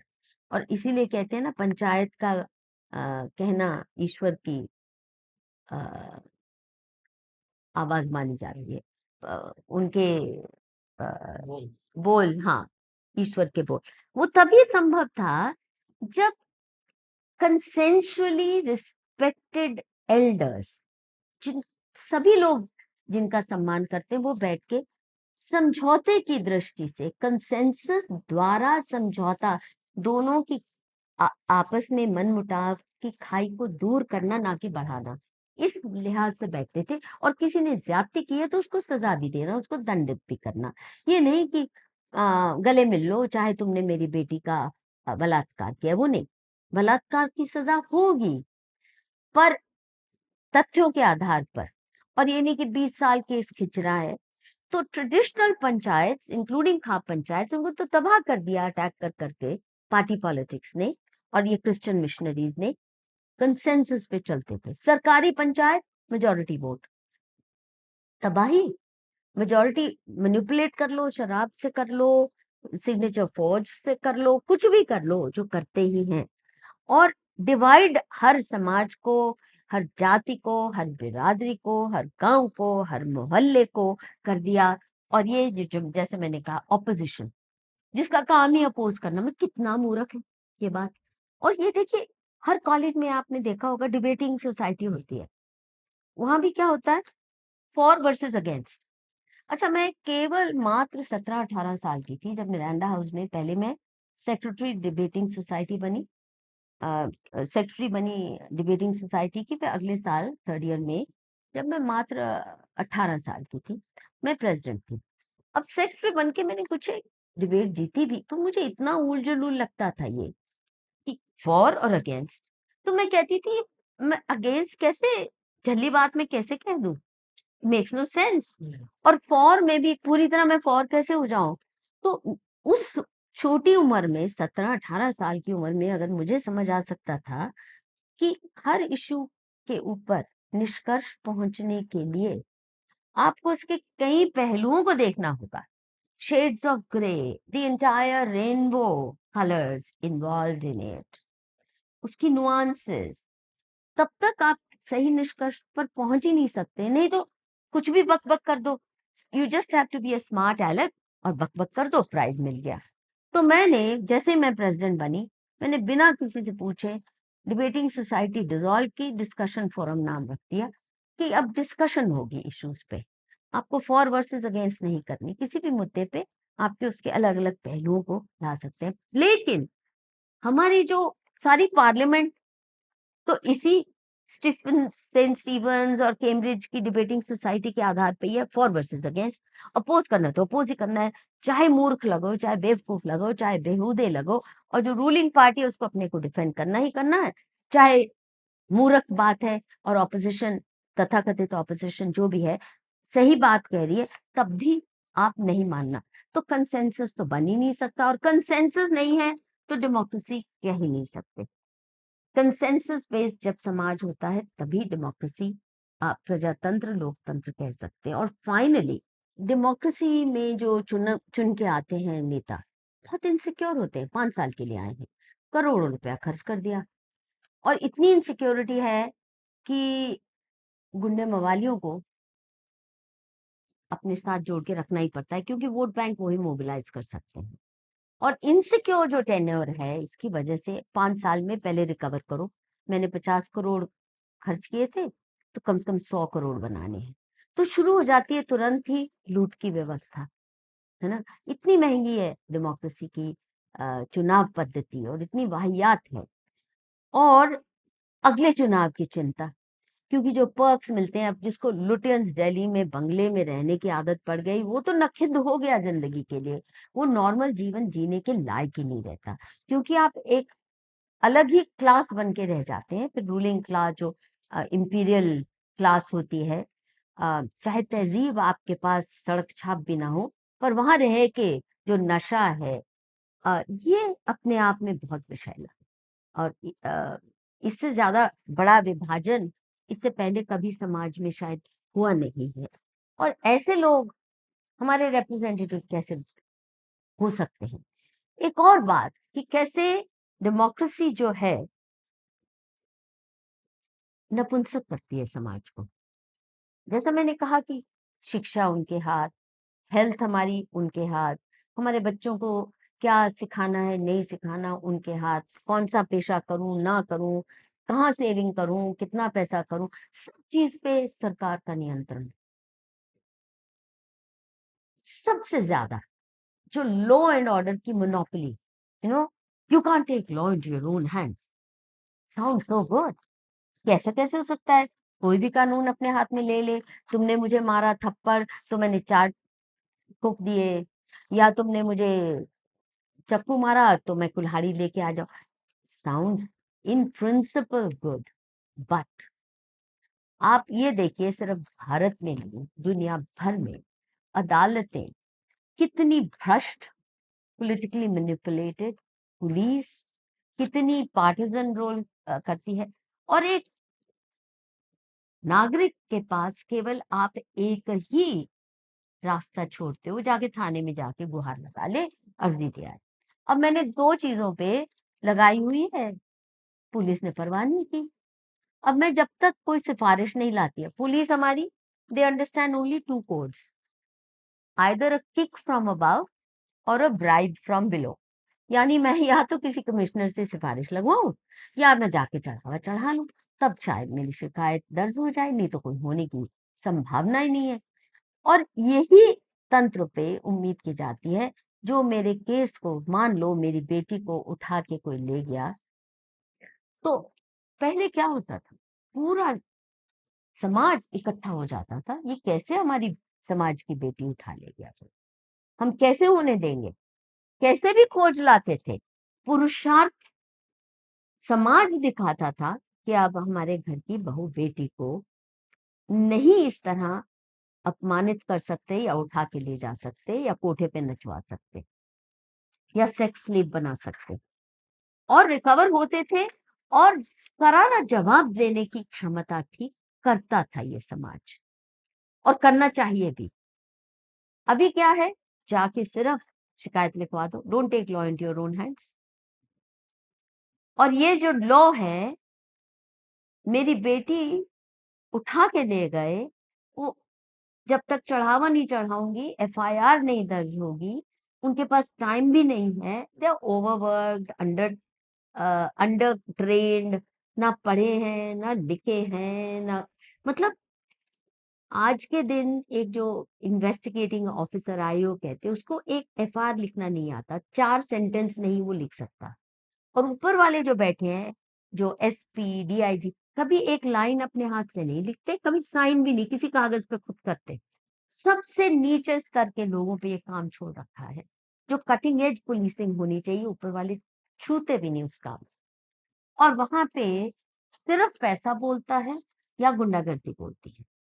और हाल ये है कि मान लीजिए आज अ, शाहीन बाग से ही एक मॉब आके मेरे घर को जला जाए, पुलिस नहीं आने वाली मेरी बचाव में, नहीं आने वाली, क्योंकि वहां से चढ़ावा जाता। और अगर मैं कहूँ कि हम हमारे समाज को अपने बचाव की तैयारी करनी चाहिए, हमारे लिए कोई नहीं आने वाला, तो कहेंगे ये तो कम्युनल हेट्रेड फैला रही है, आप लॉलेसनेस की बात करते हैं, और मेरे पे 10 केस दर्ज हो जाएंगे।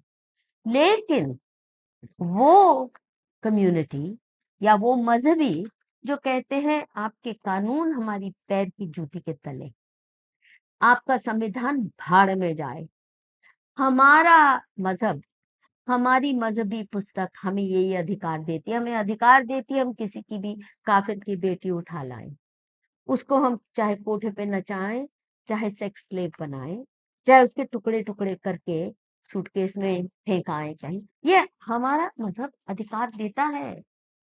और आपका कानून छू के दिखाए हमें, हम खरीद के रखे हैं आधे से ज्यादा आपके जजों को, आपके पुलिस थानों को, ये हमारे इशारों पर नाचते हैं, और नहीं भी नाच रहे थे तो नचवाना जानते हैं।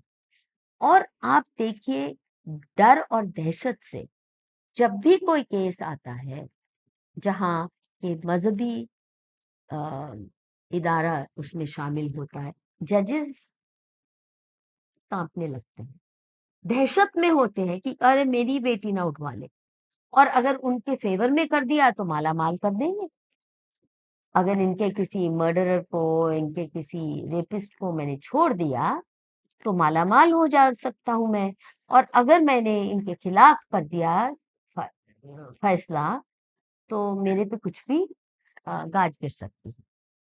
तो ऐसे में केवल हिंदू समाज नपुंसक होके बैठ गया ना, वो तो नहीं सुन रहे, उनके तो घर हथियार लैस हैं, उनके तो छोटे छोटे बच्चे को सरतन से जुदा करना आता है बचपन से।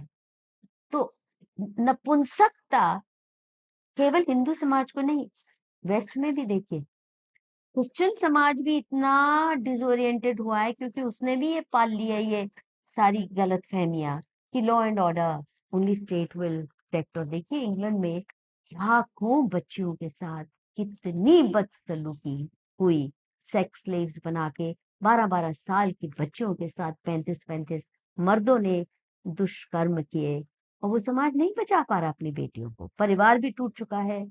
मतदानगी तो खत्म ही हो चुकी है, जो बची थी थोड़ी बहुत, ये स्टेट आइडियोलॉजी को के मद्देनजर वो उनकी फेमिनिस्ट ने वो खत्म कर दी है, सारे फ्लैग्स डाउन मर्दों के कर रखे हैं। और जो पौरुष की भावना होती थी कि मेरी बेटी, मेरी बहन, मेरी माँ या मेरी पत्नी के साथ कैसे कर सकते हो, वो अब बची नहीं, जाके पुलिस थाने में रपट करा, ये उन्हीं से हमने सीखा है। वो भी बदहाल हो रहे हैं, और हम तो है ही, आप देख रहे हैं। पर मुझे इस ये लगता है कि अगर हमने हिंदू समाज को एक नया अ, एक पुनरुत्थान करना है हिंदू समाज का, सबसे पहले हमें ये तय करना पड़ेगा कि हम कोई भी अपना समाज का झगड़ा थाने में नहीं लेके जाएंगे, अदालत में नहीं लेके जाएंगे। उनके खिलाफ ले जाएं भले ही हम, अगर अगर सताना है उन्हें, न्याय लेने के लिए नहीं, न्याय नहीं मिलेगा। अगर आपने किसी को सताना है तो भले ही चले जाओ अदालत में, पर न्याय के लिए मत जाओ। और कम से कम अपने परिवार का, अपने समाज का, अपने पड़ोस का कोई झगड़ा हम नहीं लेके जाएंगे।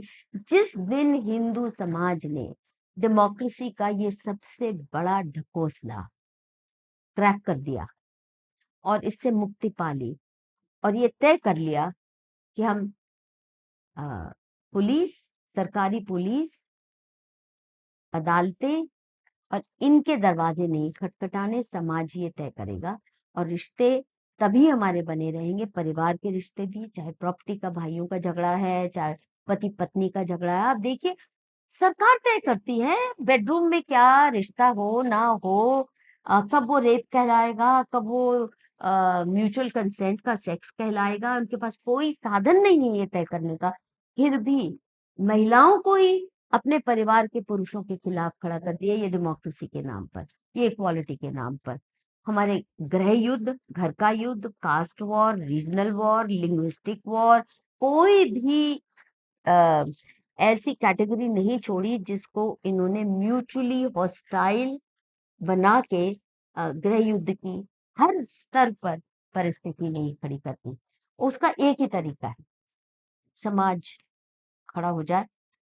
हम नहीं जाएंगे, और मुसलमान नहीं जाते हैं, बहुत कम केसेस में वो कोर्ट में जाते हैं। आप देखेंगे अधिकतर वो अंदरूनी तरीकों से ही मौलवी के पास बैठकर, मुल्ला के पास बैठकर, समाज बैठकर तय कर लेता है फैसले। और तभी इतना टूटा नहीं है उनका समाज। वो इतने आतंकी होते हुए भी, इतना नाजायज हरकतें करते हुए भी समाज को एक साथ जोड़े रखे हैं। और हम इतनी महानता होने के बावजूद भी अपने परिवार को नहीं संभाल के रख पा रहे, क्योंकि हमने अपने दिमाग का सरकारीकरण होने दिया। और उस सरकारीकरण में डेमोक्रेसी के ढकोसले में सबसे ज्यादा हिंदू ही फंसा है, और इससे निकलना बहुत जरूरी है। और बहुत जरूरी है कि हम अपने इतिहास को देखते हुए, अपनी नेटिव इंस्टीट्यूशंस जो थी हमारी सेल्फ गवर्नेंस की, को देखते हुए नई पद्धति, गवर्नेंस की पद्धति की ओर खोजबीन तो करना शुरू कर। हमारी भारतीय समाज की मानसिकता में या मनीषा में आज डेमोक्रेसी को एक सेक्रेड काऊ की तरह देखा जाता है। डेमोक्रेसी के ऊपर कोई प्रश्न करना तो दूर की बात है, उसके विषय में कुछ अगर आप उसकी नेगेटिव बातों को भी उल्लेख करते हैं तो आपको बहुत रेडिकल माना जाता है। परंतु जैसा कि आपकी चर्चा से भी विदित होता है, हिंदुओं की यदि आज वर्तमान स्थिति का कोई सबसे बड़ा कारण है तो स्वयं डेमोक्रेसी दिखती है। तो आशा करते हैं आपकी इस बहुत विचारपूर्ण चर्चा के बाद हिंदू समाज और हमारे दर्शक डेमोक्रेसी के ऊपर भारतीय समाज का जो पॉलिटिकल सिस्टम है जो चल रहा है उसके ऊपर एक दूसरी दृष्टि से विचार करना प्रारंभ करेंगे, क्योंकि हमारी जो समस्याएं हैं ऐसा आवश्यक नहीं है कि उनकी जड़ सदैव कोई सामने वाला या दूसरा हो। हम जिस व्यवस्था के भीतर अपने आप को पिछले 70 सालों से बनाए हुए हैं और जिस व्यवस्था ने हमारी सारी संस्कृति को ध्वस्त कर दिया है, वो व्यवस्था भी कहीं न कहीं हमारी वर्तमान दशा के लिए बहुत ज़िम्मेदार है।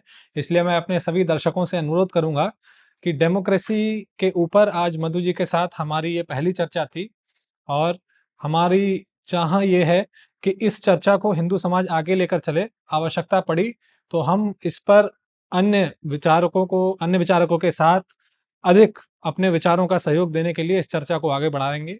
और मधु जी के साथ भी यदि उनके विचारों में कुछ एडिशन होता है इस डेमोक्रेसी या भारतीय सिस्टम को लेकर, तो उस पर भी हम पुनः उनके विचार लेने अवश्य उनके पास आएंगे। एक छोटी सी बात, सेक्रेड काउ मत कहिए, क्योंकि हमारी काउ को तो सेक्रेड रखा ही नहीं।